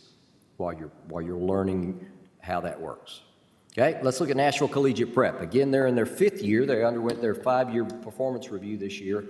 And academic performance do not meet the standard. Financial performance falls far below. Academics, a lot of yellow for does not meet, but there's some green in here too to celebrate, and some blue even. They seem to be doing a really good job with their English language learners compared to MNPS. Okay, and again, their scores are compared to MNPS, whereas Rutherford Collegiate Prep was scored compared to Rutherford County. I hate to interrupt you, but they don't have a high school level yet at Nashville Collegiate Prep? I thought they did. Nashville Collegiate Prep is just a K-8 right now, right? They got high school now? Oh, just this year. Okay. There we go. So there's no That's why high they built the new school- building. That's why they built the new building. Is right? there any charter school in the state of Tennessee that has high school? Yeah, there's a lot. KA at the Crossings, which we're fixing to look at Okay. in a minute. Okay. Okay. And again, financial performance, again, they fall far below, falls far below the standard for, again, those sustainability measures. Near-term indicators, they're meeting the standards, but it's the sustainability that is the concern because of that heavy debt load. Now, let's take Can a I look. ask you a question right there? We keep coming back to that, but how is that rated? In my mind, it's got to be debt load per student per year. Well, when you look at the performance framework, all those measures are looked at, that debt to asset ratio. What's their Okay. debt to their assets? What's their debt service coverage ratio? What's their unrestricted net position? All of those are analyzed as a part of their audit and the performance frameworks. So what is that number? I've got it in my head what our number is, and that's the reason I'm wondering what the debt load is and how many students. I could do the math in my head pretty quick, but I know you got a Rubik to follow. I got common sense to follow, so that's the reason I'm trying to get it in my brain. A lot of common sense, do they? I don't know. I'll ask you later. I will come up with it later. Okay. Organizational performance for them is good, a lot of green. But again, their concerns are student retention rates again, English learner rights, where they don't meet the standard. And again, there's teacher retention. And again, this is in their 5th year. That's why it's a concern. And attendance, they've got some attendance issues too. Okay. Now, let's take a look at, here's KA at the Crossings. This one, this particular review was done by MNPS because at the time they were an MNPS school. They still are at the moment, I believe. And for academics, this is again in their 10th year, they do not meet the standard. They do not meet the standard. Financials, they're all listed as pending. They have not updated their annual authorizer reports based on the audit because we've not received, apparently they hadn't received the audit at the time they wrote this report and then not updated it accordingly. So we're not sure what their financial performance is at KA. Organizational performance, a lot of meet standards, does not meet for English learner rights, falls far below for credentialing, does not meet the standards for background checks. So that's a little bit of HR stuff there, it looks like. But other than that, a lot of meet standards for the organization. The organization itself generally is meeting their standards. Okay? All right, let's go back to where we were.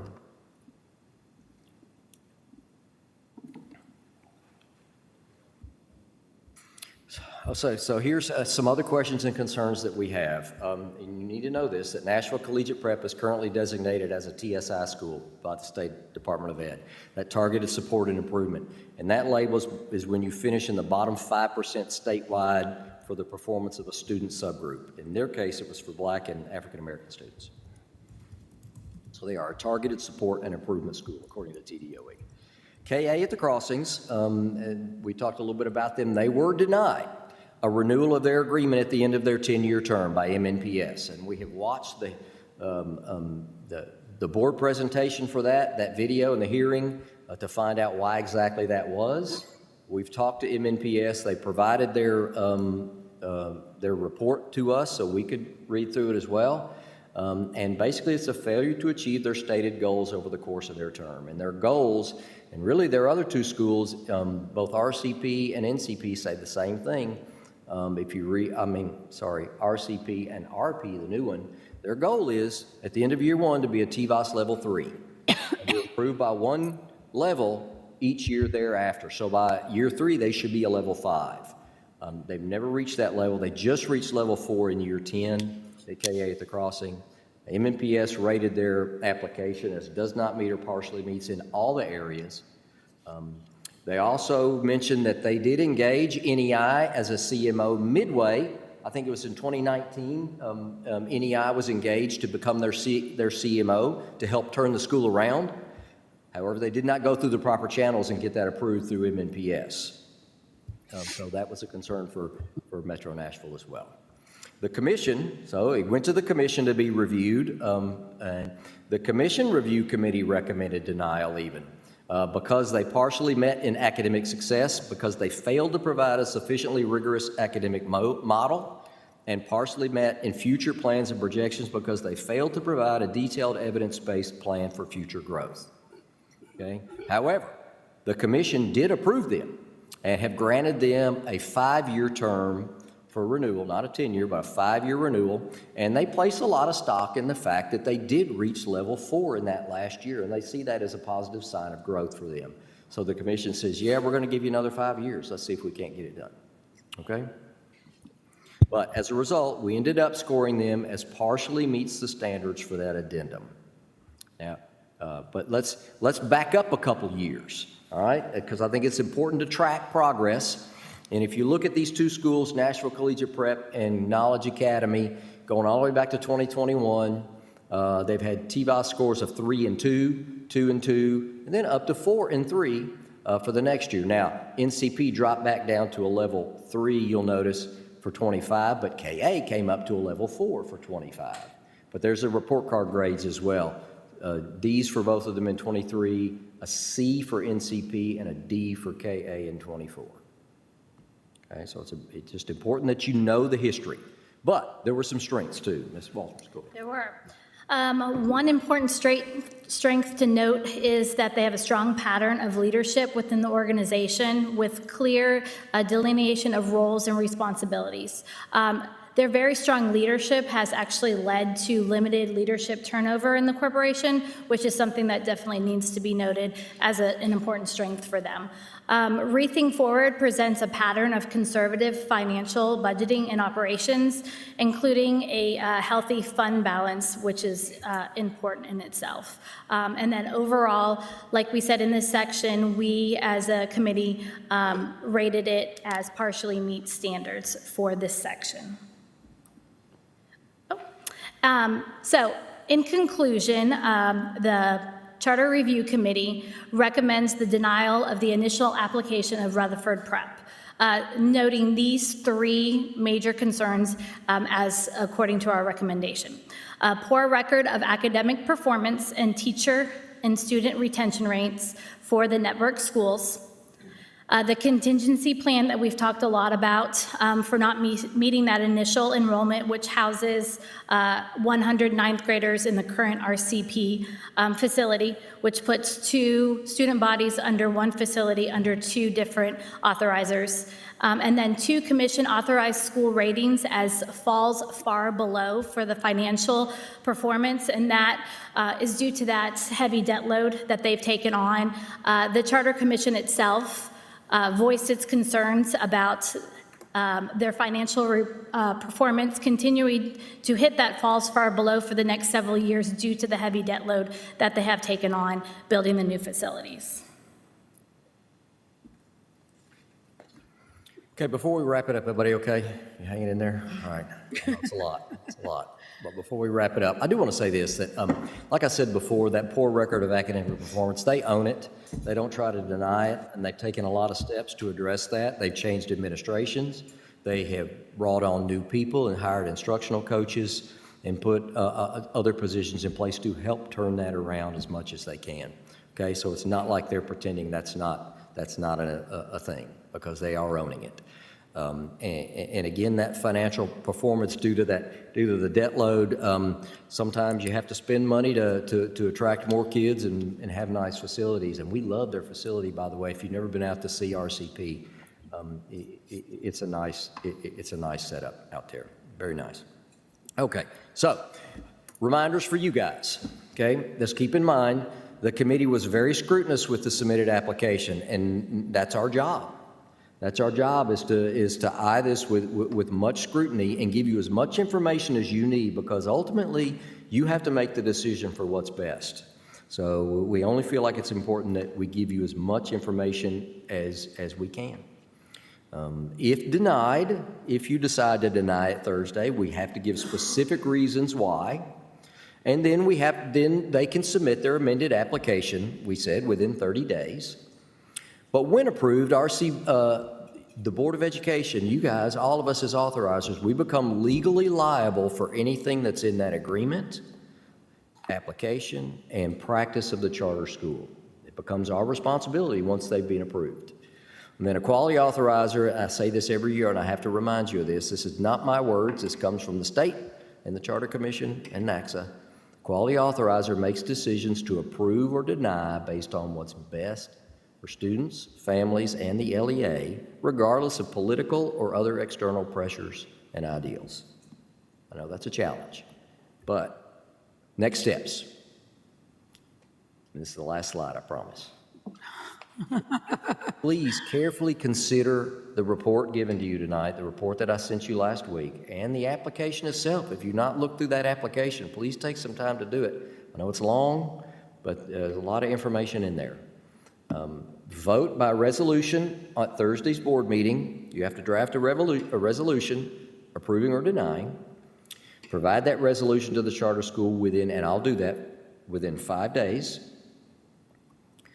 And again, if you do deny it, provide specific reasons why, and accept that amended application within 30 days. But if approved, we go right into the agreement negotiation process, and we can work on developing an agreement between us and the applicant. Questions? Ms. Maxwell? Yes, Mr. Rosales. Thank you. All right. So obviously, everybody knows I was in the committee, and I was also part of the capacity interview. I don't know if you will agree with this assessment, but I felt like the capacity interview was one of the better interviews that we've had compared to other charter schools. I think they were a little bit more prepared in answering some of the questions. They were very responsive to our questions, and all of, like I said before, all the things we asked for, they provided. Yeah, and I wish that during the capacity interview, we had received the audit from the Charter Commission, so we can ask them specifically about the financial concern to the debt-to ratio. Because we didn't discover that until after the fact, so it was kind of hard to ask that question, because we asked a ton of questions that were related to the application that we received, and they were very thorough, and they answered a lot of the concerns that we had then. With that being said, I'm really curious to understand that piece and how they can share with us how they're able to handle the debt-to ratio. Is that something we can ask right now during the meeting, or do we? I almost promise you they'd be willing to provide that. I do have the response that Okay. Dr. Carney sent me this morning. Okay. That details some of that, then I'm happy to share that with you. Yeah, that'd be great if we can share that information. Consider that between now and Thursday. That'd be great, because, like I said, we didn't have that information before, so we wouldn't know to ask that particular question when we were there. So it's not something that we just grabbed out of thin air and just slap it on. Good point. It was that fact that we were not aware of what that outcome of the audit was going to be. So the committee that was sitting really didn't get to answer that question. And I'm curious to know. Keep in mind, too, that could be considered part of the process. If you were to deny this initial application, Okay. and submit an amended application, they can then provide all those answers. Okay. And that's their chance to do that. I'm not saying you have to do that. Right. But that would be an opportunity. But again, I'm happy to share Dr. Carney's responses with you. Yeah, if you can share that with all of us, that'd be great. Thank you. Send it to Ms. you. Shaw. Thank you, Madam Chair. I would like to ask to beg your pardon to suspend the rules and allow them to come and address those questions, since everybody's here. I don't know if everybody's going to be here Thursday, and that would give us some kind of, I believe that's what you were asking for. So if we could suspend the rules and allow them to address this now, if there's someone here that can address that. All in favor of suspending the rules and allowing them to come and speak and answer some questions? All in Aye. favor say aye. Aye. Opposed? Okay, we suspend the rules.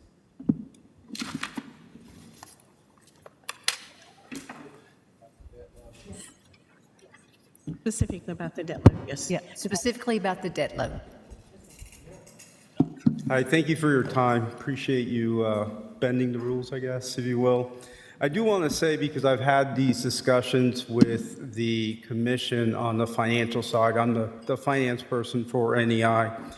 Those metrics that they use, they do not take into account that this is a school that is just opened a few years ago, and is in the ramp-up stage. So it takes time to be able to be at that fully mature amount where you're hitting those metrics. There's no handicapping or no consideration of the fact that you're in a growth stage. Our debt service is being paid. I mean, we're paying every dollar. We paid it last year, we're not at full enrollment. We paid it the first year, we weren't at full enrollment, and we're gonna pay it next year. And we're not taking away from the classroom. We're still putting what's needed in the classroom. And if you see the pictures of this facility, I think you'll be very impressed. Even the one in RCP that has this beautiful slide that's very safe, that goes down the center of the building, I think is very creative, very unique. We have lenders that have lent us private money, not taxpayer money, $110 million to build these campuses for the people of Nashville. We would love to do the same for the people of Rutherford County. We do have already, in fact, a commitment from a lender for up to $50 million to build this K-12 that we're looking for to build here for the people of Rutherford. So just like we're making all our debt service payments, we actually led, I should add, a turnaround of the financial situation at KA at the Crossings. It was when NEI came in, we came in because there were some financial concerns at the school, and we literally turned, I think Dr. Carney or Corbett here can present that to you, but if you look at when we took over KA, what those financials look like to what they look like now is completely night and day. And so there is I thought I was getting buzzed. Is this phone? So just in closing, I mean, again, with debt service being paid and commitments from lenders the way we have, just bear in mind that those commission metrics do not take into account that we are not a full school, and that is purposeful. You don't just open your doors and just fill it up. That's not the smart way to open the school for its longevity. So, Corbett, anything you want to add? Yeah, thanks, Richard. And thanks for the opportunity to speak tonight. So I would just add that, prior to the bond financing of the facilities, we were green in all their financial metrics for the years in which we were operating Nashville Collegiate Prep with the commission. And we had multiple conversations with them as we were leading up to doing this financing. We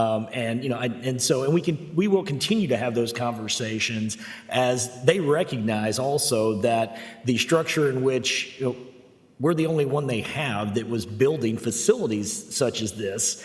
And so the SPF as it sits right now doesn't clearly have a designation designed to show, as Richard was explaining, that you're going to build the facility and then ramp yourself into it so that you're able to go and grow responsibly as you put that together. At the same time, as we have the opportunity to go and, as Richard said, we're going and making sure that we're making those payments over time. There's also multiple ways to manage debt, is my last comment around that, as you would all know, just from the way in which you would also manage your home mortgage, for example. So, over time, as you grow into it, there's different opportunities and ways to go and structure that. And as we have private financing ready to go to help assist us in constructing a beautiful facility here in Rutherford County for Rutherford Prep, once again, with no taxpayer money, in order to help you all and partner with you as we go and work with your growth, just know that this is an opportunity for us to go and look at that conservative, responsible budget, as your committee pointed out, that was put before you both from a revenue and expenditure standpoint. It includes those projections around what we are looking to spend and make sure we make those payments year over year as those revenues grow from that increased enrollment. Thank you. Does anybody have any questions?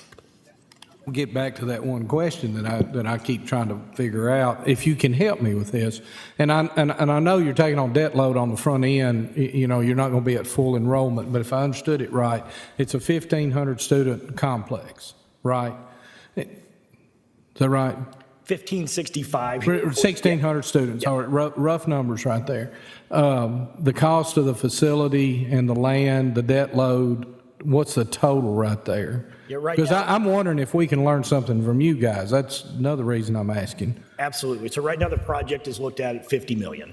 You think you can do it all for 50 million? Based on what we've been able to accomplish both in Rutherford here with Rutherford Collegiate Prep, as well as what we've been able to build not that far away in Nashville. Right. Yeah, And I'm utilize not trying to grill you. I just wanted to make sure there wasn't some private funding on top of the 50 million, because I heard that, and I'm looking back at the debt load of what we carry when we build a new building, about what it costs per student per year. That's kind of how I look at it. The rest of the board may look at it that way, but the depreciated cost over, say, a 50-year period of time, because I'm assuming it's a 50-year building, but I don't want to get in trouble here and assume anything. So that was what I was trying to get to, which if that number is right, then it's about $670 per student per year over that 50-year period of time, plus your maintenance and upkeep. That's what I was trying to get to. Thank you. Yes, and this facility would be like 117,000 square feet. So I know that as you're doing your calculations there, your numbers guy can tell. So that'll help you there. Sitting on approximately around 20 acres of land. So those are the numbers in which the project taking a look at, because we are going to have some of those athletics and some of those activities. I was going to ask, if you're going to have gyms and Absolutely. stadiums, those things cost. They absolutely do, and that's why we just actually handed, and Jeff can point that out, we can hand those to you. We brought you some pictures of our Nashville Collegiate Prep campus that has the high school up there, that has the gymnasium, the football soccer field, the baseball softball field, the black box theater for drama, the arts, a college and career center, a student union, and so the high school component of the building in which we have proposed in the application replicates the features, and that's why you see the individual classrooms mentioned in our application. These different rooms that are in our Nashville Collegiate Prep School. We would love for any of you at any time to come up and walk that campus and take a look at what we've created up there, as well as what we've done here, because the model that we proposed, and that's what's in our application, says that the facility would be really replicating from a K-8 perspective what you see at Rutherford Collegiate Prep, and then the high school is really a snap-on model of what we've done up at Nashville Collegiate Prep. So you can see all these additional ancillary facilities designed, once again, the College and Career Center, the Student Union, the Black Box Theater for drama, and with an outdoor amphitheater area. There's some, once again, you'll see that the arts and athletics are alive and well as we're building that facility, and that we look to replicate that same type of experience here at Rutherford Prep. Okay. So, Ms. Maxwell? Yes, Ms. So I have to disclose, now that you're talking about this, just occurred to me, I think I passed the new facility. It's on Cane Ridge, right? Say that again. Is it on Cane Ridge? It's on Old Hickory? Yes, Old Hickory So and Pettis, right? Yes, just off of Yes. correct. Okay, so I pass it all the time on the way to go to my mom's on the back side. I don't see the front side of the school. I see the back side of the school. And it's pretty spacious school. I just put two and two together, just when you were just talking to me just now. It's a very nice, spacious school where it's at. I mean, there's a lot of acres. And it was a farm. Wasn't it a farm that you guys bought over there? Yeah, so I think that was a farm on that side, because I used to live in that side of town when I was little, before I moved to Rutherford County. But yeah, that was a farm, and it was a pretty big farm. I don't know who the name of the owner is, but yeah, it's a really nice, spacious. I thought there was a baseball field too. There is. Yeah, Yes, we built that's what I thought. there's a baseball softball Yeah. field. Yes, and Yeah, so 'cause that's when one of I the pass it- photos in your handout there as well. So Yeah, and it's a really nice facility, nice building. Just from what I saw, just literally driving on the road, turning onto, oh my gosh, what is that road right there? It's right by that stop sign. Yes, thank you, Pettis. Yes. Yeah, Pettis, yeah. Yes. Yeah, it's nice. Okay, yes. Anybody else? Yeah, I just wonder, you're talking about building that for 50 million, what will that be the cost square foot? Do you have that? How much? Me too. So, I knew if I gave you the numbers, you'd start calculating.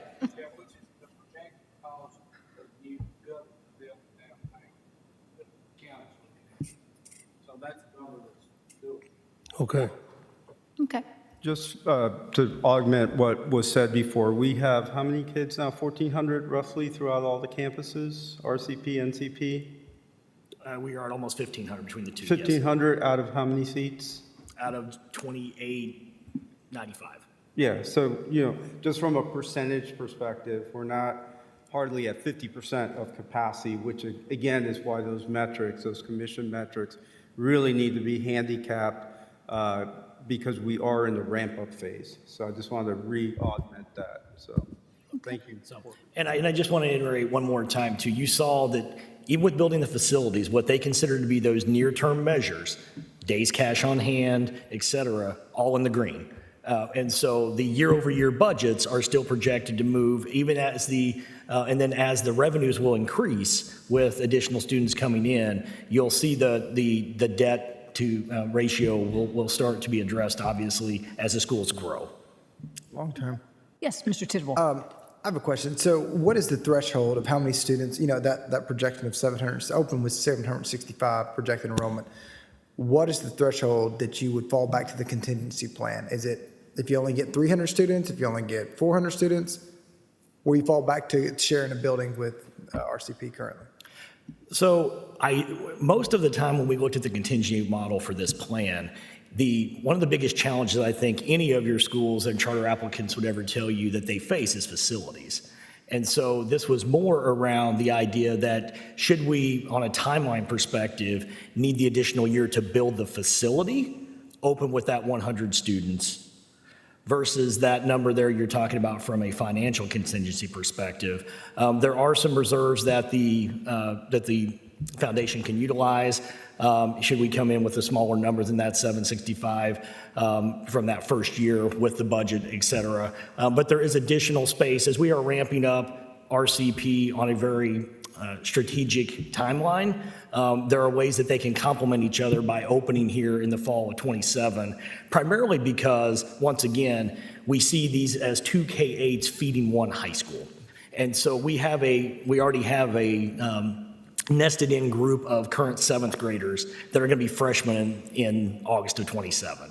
And so as those students matriculate up, I think that it's more likely that we would implement the contingency model based on needing an extra year for the facility than it is from an enrollment standpoint. Okay, and that enrollment, how did you come up with that number? How did you guys get to that number? I mean, that seems, the only reason I'm asking is because each charter school that's opened up, Dr. Sullivan, correct me if I'm wrong, but they've been off by about half. I don't think anybody's really gotten close. And I understand that's a very hard thing to do. I'm just curious how you came up with that particular projection. Oh, absolutely. So, when we went into the year one for RCP, we had 1,700 applications for RCP. Now, I think that, as you heard from Dr. McCann, we've had great conversations with your all's team and your staff. And one thing you'll find out about our team is we will be very transparent and humble and recognize there are some things, if we had a chance to reboot that first week over, we'd do differently. And I'll tell you, and we had 700 kids there on day one. Oh, wow. And so we know that once again, that there are different ways, that as you go and you organize and you structure that up. And so ultimately, part of that process Dr. McCann talked about us having a team that provides those direct support to schools. That is one of those where we gave a little bit too much away on the opening. And so let's say lesson learned. And so when you go and you provide the right timeline, the right supports, the right opportunities, including a facility that people will recognize is going to provide them with those long-term opportunities for their children, K through 12, to go and take advantage of, once again, all of those opportunities you're talking about. High school, you've got to have those. Mm-hmm. That is the experience.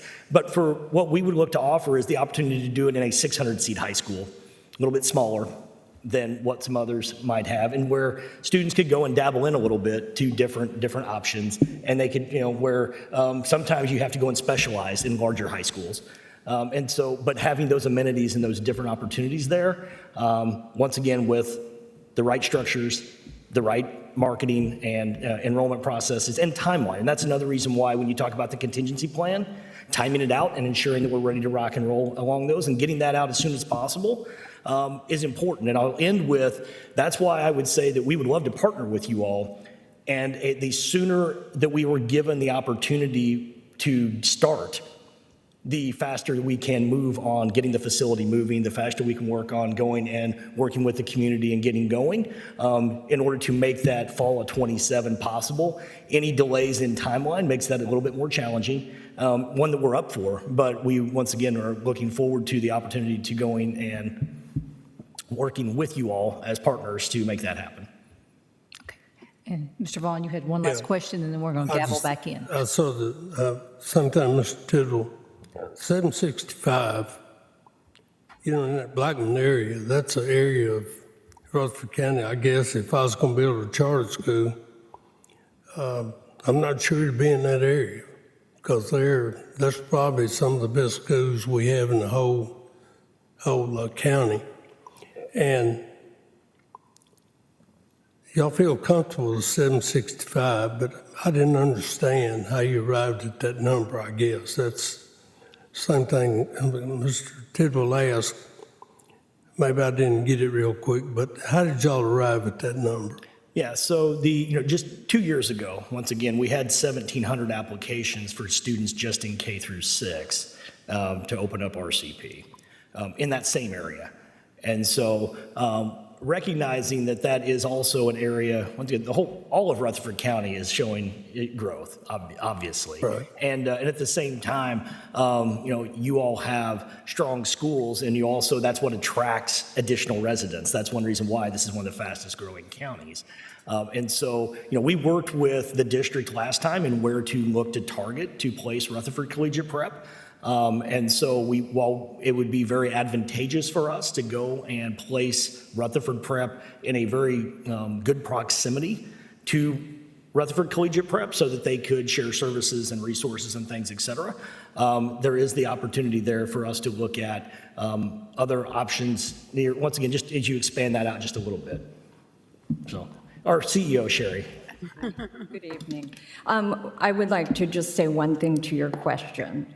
Back when we built the current school, one of the very first things we did after the charter was approved was we came and met with Dr. Sullivan and his staff, and we talked about what area would it be helpful for us to build a school. And they outlined a plan, and we were very strategic in working through that. Yes, we would love to be able to take our 2 K-8s and filter into our high school, but I would like to say that when this application is approved, that's one of the very first things we would like to do, is come back and sit down with the staff and talk through how we can benefit the overall strategic growth of this county. Okay, thank you. If that's okay, we're going to gavel back in, and thank you so much for doing that. Okay. Here we go. Human resources. Looks like the other things, state wrestling winners, March Madness, and strong outstanding staff will be Thursday.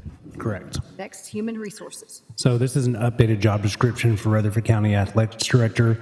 One thing I will point out is we are matching, and this is in our budget request. We have our athletic director and our fine arts coordinator who are overseeing similar things on separate pay scales, and I didn't catch it till this came through.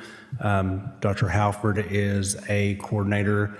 The athletic director is at a 1.15, so we're asking to match both of them to a 1.25. That'll also help get applicants. The other part of this is this job description has a classified portion, but then in the, I think it's at R116, but then in the job description, it says certified teaching experience. So it's cross-referenced. And so we would like to make it classified and certified so we could have both applications, which is Mr. Harris is a certified person doing it right now, but this job description is old but got revised, but has classified and certified. So we're asking to move it from 1.5 to 1.25 to one match Dr. Halford's coordinator position and also make it so we can hire classified and certified the way it originally was. It's like a hodgepodge of a job description from a couple years ago. Yep. Do what? She's got an office with her part-time admin assistant, yes. Yep. Yeah, it's her admin assistant. Yep. This job is getting harder and harder. Yeah, a lot of people don't. I think we'll have interest in it, but Yeah. it's a hard job for sure. Exactly. Okay, next, 9, instruction. Well, we're going to. Yep, we've already do that on talked Thursday, about so Rutherford move on. Prep. Okay, number 2, updated job description. So this is district textbook and material supervisor. District textbook and material supervisor will be responsible for ordering, inventorying, receiving, and providing textbooks to all schools in the district. They'll also provide leadership and support to the office staff, develop a schedule for distribution of the system, mail, and monitor the effectiveness of the delivery services. So this is also a request to move from, I think it's a classified position right now, to move to a certified position as a supervisor of 1.2. We believe this will help save quite a bit of money because our inventory system right now, we've had somebody who did a great job, has been in that role for decades. We need to move into the current times with this type of position. Did a great job, but we need to move into tracking these electronically with barcodes so we know exactly where all of our textbooks are. It's a huge investment for our system, so we need to know where those textbooks are. Number 3, Anything you want to add to that, Dr. Chastain? Okay. Hey, Yeah. Madam Chairman, let me go back some. Are there any, and I think I hear what you're saying, there's a couple of classification difference right here. Are there any other jobs that you've identified that are potential going to come to us in the next year or two that would be an adjustment in description just because the technology changes or job description changes or anything that human resources Not as part of the budget cycle. Right. I'm just because curious if you identified something in the future. We do it constantly, Yeah. but as we were going through this, Dr. Chastain, will go over as part of our budget portion. We've talked about it before, but as part of our decades-old process, I'm the only one that can approve positions. Dr. Chastain's the only one that has to sign off on positions.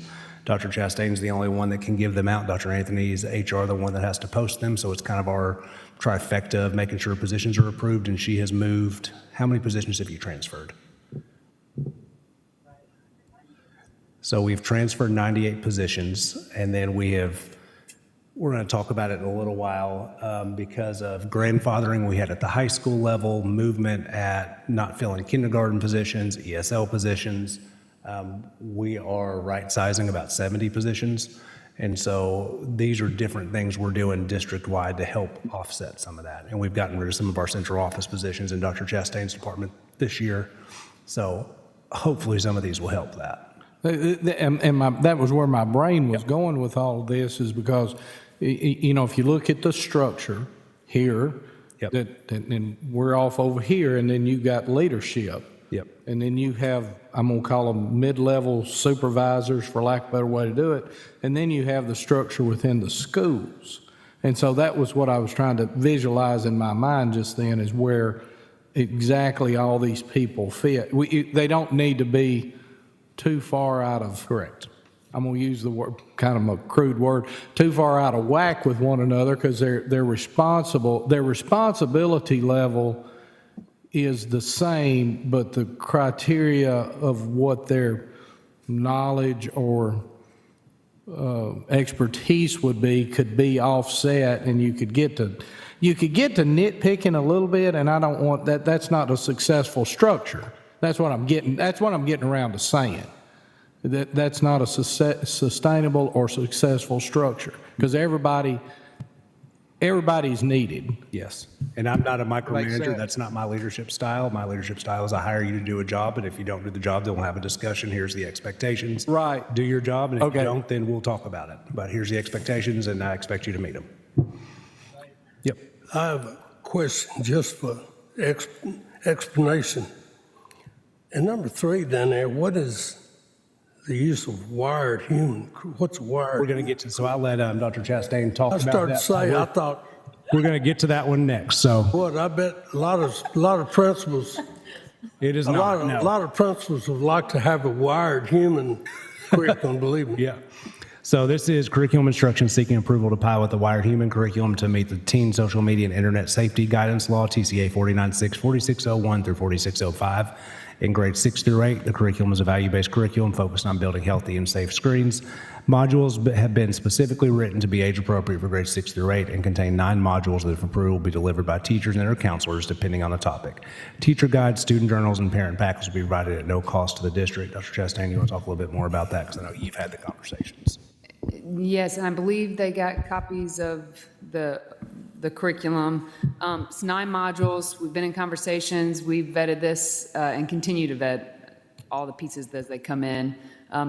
Again, just will help us in grades 6 through 8 specifically. This is a curriculum that will help our teachers deliver this to our students with the assistance of our counselors.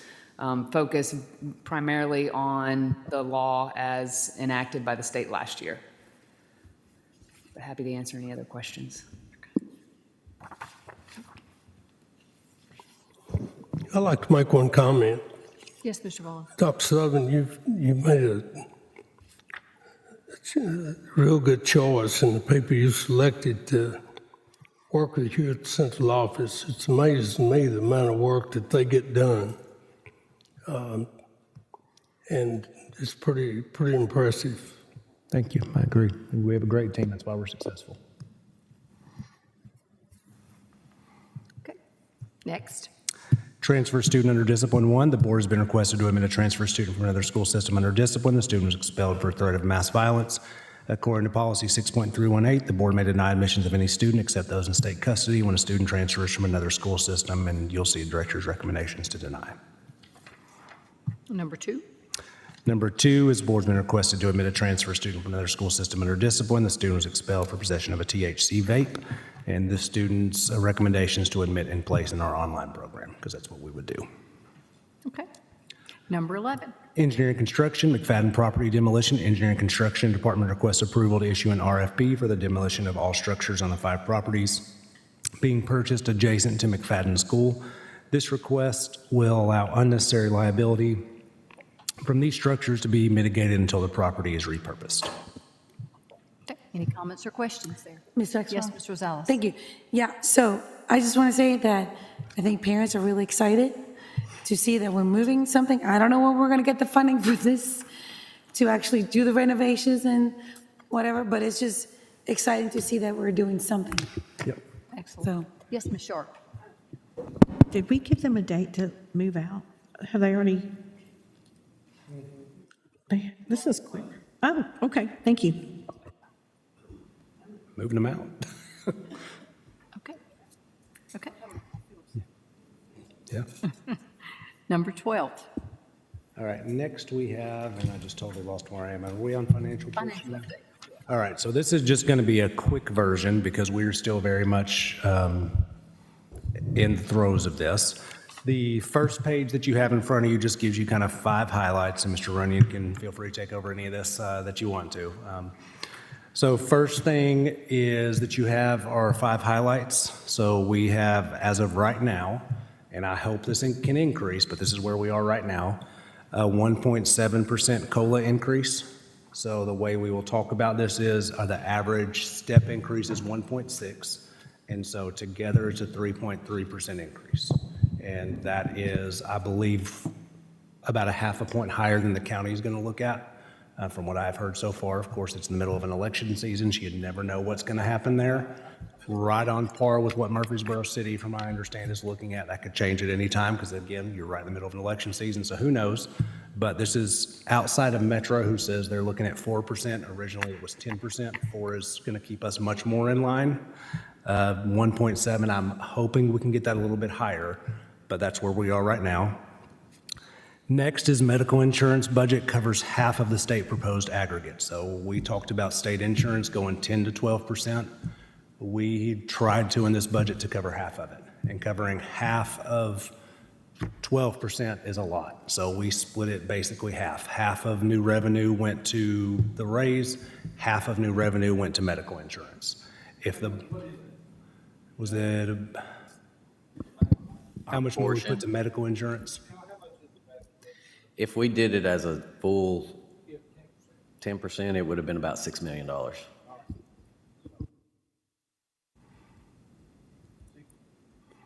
Oh, yeah, yes, if you include 143, 142, it's well over $60 million. This is just 141, yes, it's in the 70s, yep, yep. Next, you'll see we are right now at a deficit of 12.9. So part of this, the way we've always budgeted, is a charter school allocation, and over 9.5 million of this is well earned. Like that is students that are generating, they are there, they're generating kids, that is students that should be there. The extra 3 million is based on projections. Those projections may or may not, historically the projections have not met, but we have to budget it based on projection. And so that money very well may come back as a true up, but we're not able to use it for our budget. And so that's how we have to budget that. The other one is our medical insurance increase. And so again, you'll see it in just a little while. We've been getting in TISA increases, $25 million increase. We're only getting about a $10 million increase this year. So that is difference in not growing in ADM, and our economically disadvantaged students continuing to drop. And as that continues to change, that's going to continue to go down. You'll see 9 new district position requests. Those are 2 in training. You want to go over what those are? Yes, so if I can remember off the top of my head, there's 2 positions for nurses, 2 nursing positions, 3 positions in transportation, 2 positions in maintenance, 1 position in finance, which is under me for another purchasing clerk, and then also another position for, oh goodness.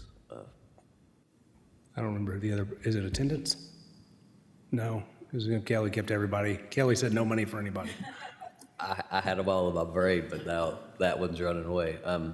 I don't know, let me look at it. I'll tell you what the 9th one is, so. I'll take it if it's okay. You'll take the open position? Yeah. So those are your 9, and then you'll see the other thing, and this is where we got I hate to say got, but this is where the funding, and we talked about this at our retreat, the funding for the increase in the raise, potential reduction of 70 positions due to decrease in our ADMs, looking at it from, we have moved and we're going to ask for a waiver from State Department to go from 1 to 35, so it goes kind of along with one of the recommendations that concerns, and I wouldn't make this a concern from the Charter Commission now, or from the charter application. They were, I think, 1 teacher off on the ESL portion. We are also going to ask for a waiver for us to go to 1 to 35 to 1 to 40. So that saves us 15 or 20 the way teaching positions. The way that the state is moving, the state changed to ELPA last year testing, and I won't go down too much in the weeds on this, but we had, was it 600 or 700 more kids? No, it was more than that. Yeah, we had almost 800 kids, if I recall correctly, test out that year than we did previously because of the change in the testing. And so if we don't start changing that ratio, we're going to hit a cliff in 2 years where we're going to have to move positions out just because of the testing requirements changing. And so as people are resigning, retiring, we just aren't filling those positions back. Same thing with some of our kindergarten and first grade positions. So we are doing that as well because those numbers didn't increase. And so we've right-sized some of our positions. Grandfathering's going away at the high school. And so Kelly's done a great job. I was with her when she called a principal the other day, and the principal didn't want to answer because they thought she was taking another position away from her. And I thought she was joking, and the principal said, I thought you were calling with bad news, and she totally was not joking. So, but that's where our 70 positions do what? It was not Browns Chapel. So, Brian's got the other position. So the other position is a middle school athletic trainer. Oh, middle school. That's what it was, yes. Anytime we open a new, the middle school athletic trainer. Also to add to that, going in Fund 143 cafeteria, we've got 3 full-time positions and 5 part-time positions budgeted as well. For the new middle school? For the new middle school. Yeah. All of it's from the new middle school. If you go to the next page, you'll see revenue. So again, it's not a lot of changes to the budget.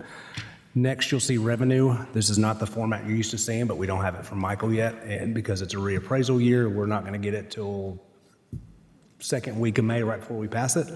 The ones in yellow are your maintenance of effort. This has exactly maintenance of effort in it. The only changes you're going to see if you look at 46,510, you'll see the TISA increases every year. So if it's almost right at the bottom of the page, 5 from the bottom, we were at 334 million. $361 million. This year went up to 373, so an 11 million increase. And a huge portion of that, as we talked about, 3 million of it's got to go to projected charter school growth. So that leaves us with about 8 to be able to cover raises, and for us, 0.5% or 0.75% is about $4 million. I will give you some good news. While we were talking earlier, I did find $700,000 so to go towards TISA. So You're the man. Towards TISA. So I love this time of the year because Brian will always find, well, not always, sometimes we go the wrong way. Our first year together, he accidentally budgeted assistant principals twice, and that was, he called me one morning and he said, I'm in a panic, I don't know what to do. I was like, what happened? And we accidentally budgeted assistant principals twice. So we got through that. Then that's kind of the basic changes in revenue. So you will see, if you look at the total revenue numbers on the second page, it's an additional revenue of $10,400,000. We talked about this, it's not increasing as much as well because the grant, the CT grant, I've got Innovative Schools Models grant's going away, and also that $2,000 education savings account money is going away. Next, if you look to expenditures, so this is just a quick, and I know it's a little bit harder to read, but this is our format that we had to put together quickly today. You will see, and I'll ask Brian to kind of go over any increases. Regular instruction, which is our huge one, is a 1% increase, which is pretty amazing considering we are giving a 1.6% increase, but really it's 1.7, but really it's 3.3%. So 3.3% of $300 million should be a $9 million increase. It's really only going up 3 because of the hard work Kelly has done. And so greatly appreciate that. And so next you will see alternative instruction goes up 24%. We are moving a lot of our Simon Springs staff just coding wise.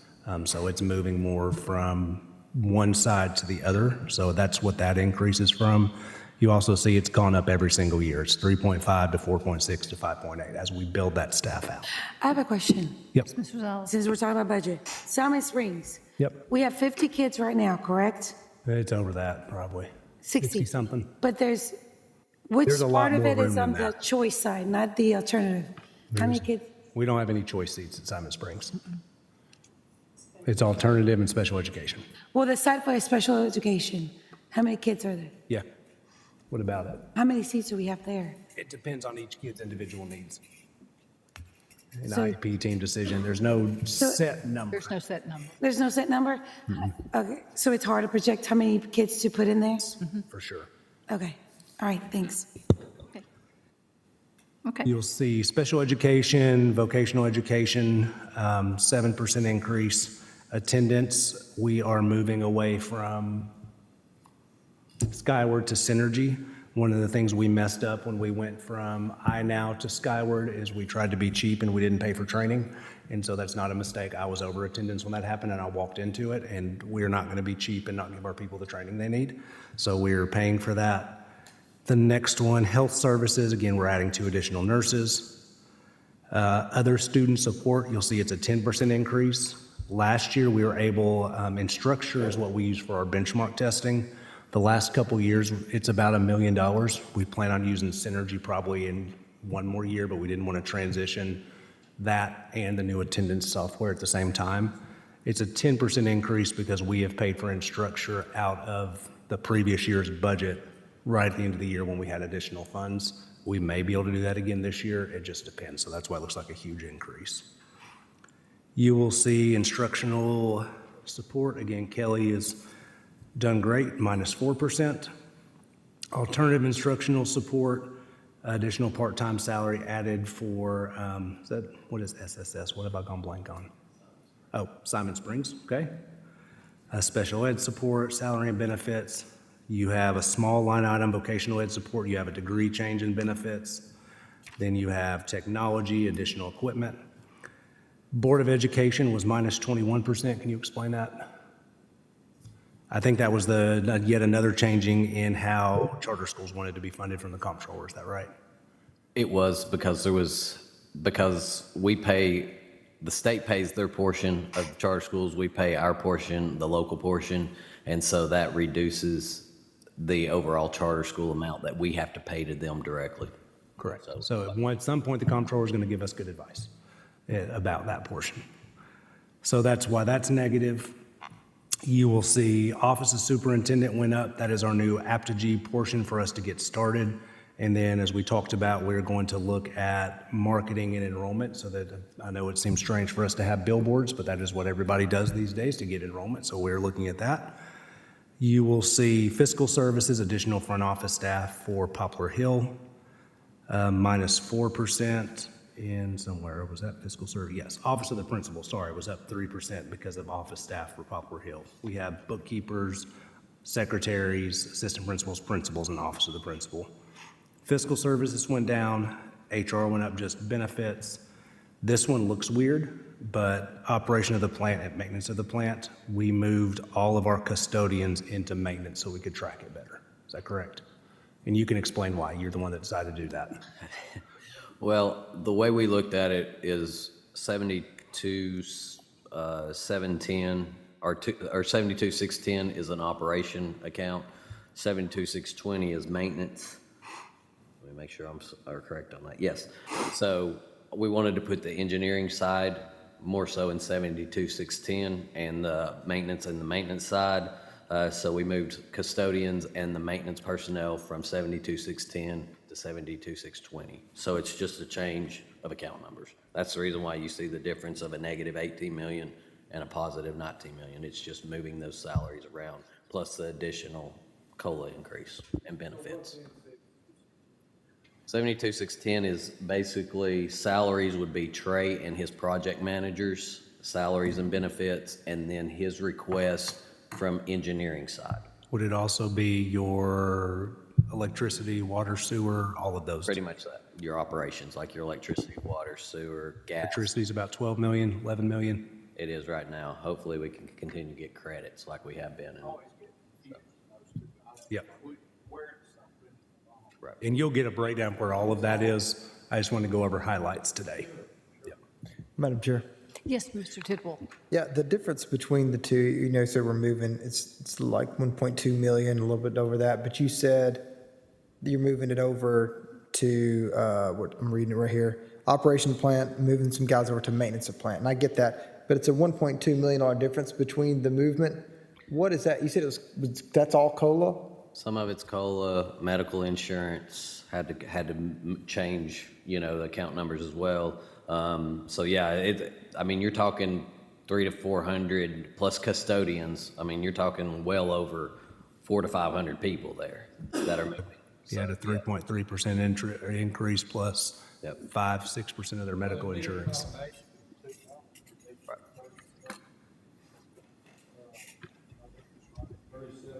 Or 12 million be 49 million, 3% of that's $1.5 million. Yep. Right? Did I do that right?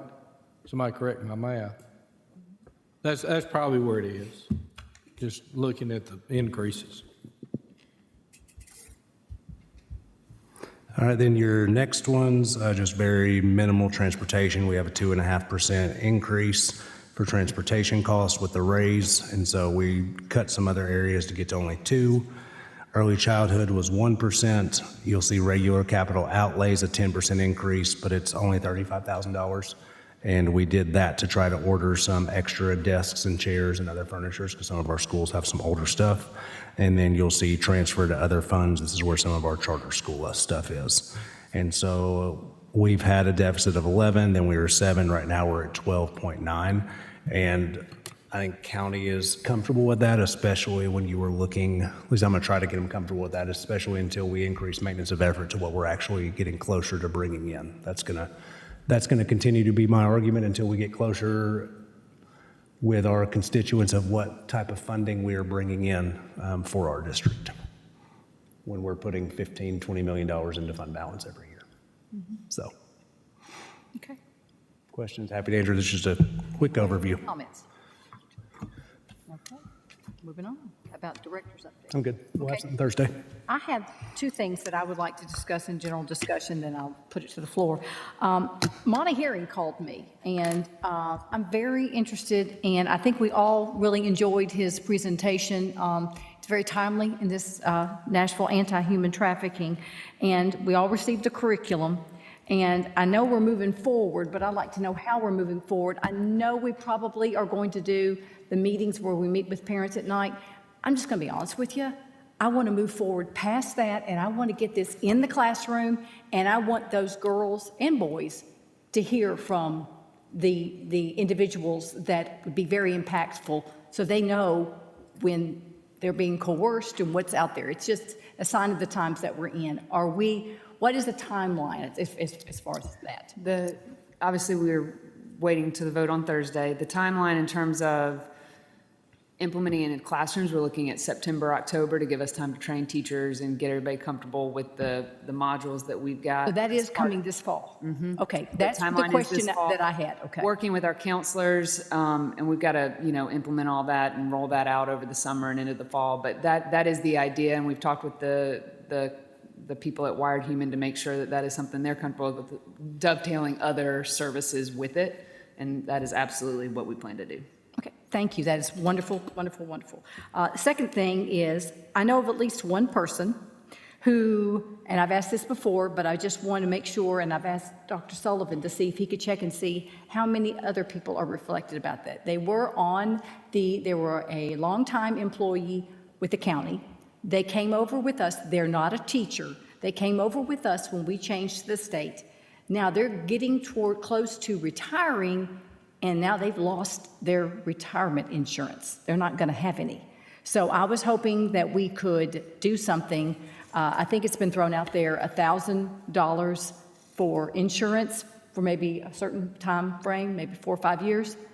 Is that something we could look at? And I would also like to know how many have been caught in this, because I don't think it's right that if you were with a loyal employee for 25 some odd years, and this was inadvertent. They had no idea this was going to happen when they came on over and joined our insurance. There's 4 people? Okay. Yeah, I'll talk to the county. Yes, thank you. I do appreciate it, because I don't think that's right, and I want to make it right as much as we can. Yeah, they were all county employees and then moved to the school system or vice versa. And got caught in the transfer from county insurance to state insurance. Yeah, okay. Anybody else have any? How do we need to do that? Do we need to make a? You would have to have an official motion, but let me put it on the board agenda officially in May so that it is official on the board agenda. Okay. Everybody, Should do that. with names and everything so that it is totally official in writing. Okay, Ms. Sharp. Chair, okay, Jazz Fest, y'all, Jazz Fest. 9 bands on Friday, 14 on Saturday that include Belmont and MTSU. There are 2 nonprofits there that will be giving away a car that's between 6 and 6:30. So we'll be talking about our sponsors and then them as well. There's going to be a custom car, exotic car. Sloan's is coming with motorcycles, 4x4, so bring your checkbooks. Because there'll be some motorcycles, 2-wheelers or something to ride. But it's going to be a great 2 days, and hopefully the weather's going to hold out for us May 1st and 2nd. Anybody else? And I got one more, sorry. I should have mentioned this first, but Laverne has had 2 fires, one Sunday and then one this morning, and I think we've had some displaced students.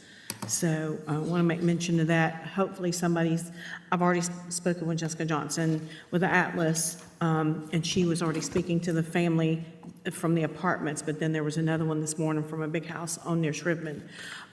So she, as usual, is taking care of those, but hopefully someone in the community will step forward and start a GoFundMe page so we can help take care of them. Absolutely. Yes, Ms. Rosales. Yes, thank you. Last Saturday, Breakthrough Tennessee, which is the nonprofit that my family and I started, we did an event at Stewartsboro Elementary School for the entire community, and we gave away cans of food, boxes of food, brand new socks, brand new shoes, clothes. We even gave away the big old Starbucks tumblers. They're like $30 a piece. We gave those away. Lots of hygiene products, but it was very well attended. I think we had quite a few families that benefited from it, and so we hope to do more of that throughout the year and help more families in the community. Mr. Tidwell. Yeah, I know that and I don't know if Dr. Sullivan saw this, but the county commission, the bus contractor insurance went to purchasing, and I think they opened it up. Did we I have have any? not seen that or heard anything about it yet. Okay, Elam told me that it was going to go, I think, this past week. So maybe we can look into that and For see sure. where it's at, what Yes. happened, what got added, what the results were. Yeah, thank you for the heads up. Yep. Anything else? Well, if there's nothing else, we are adjourned.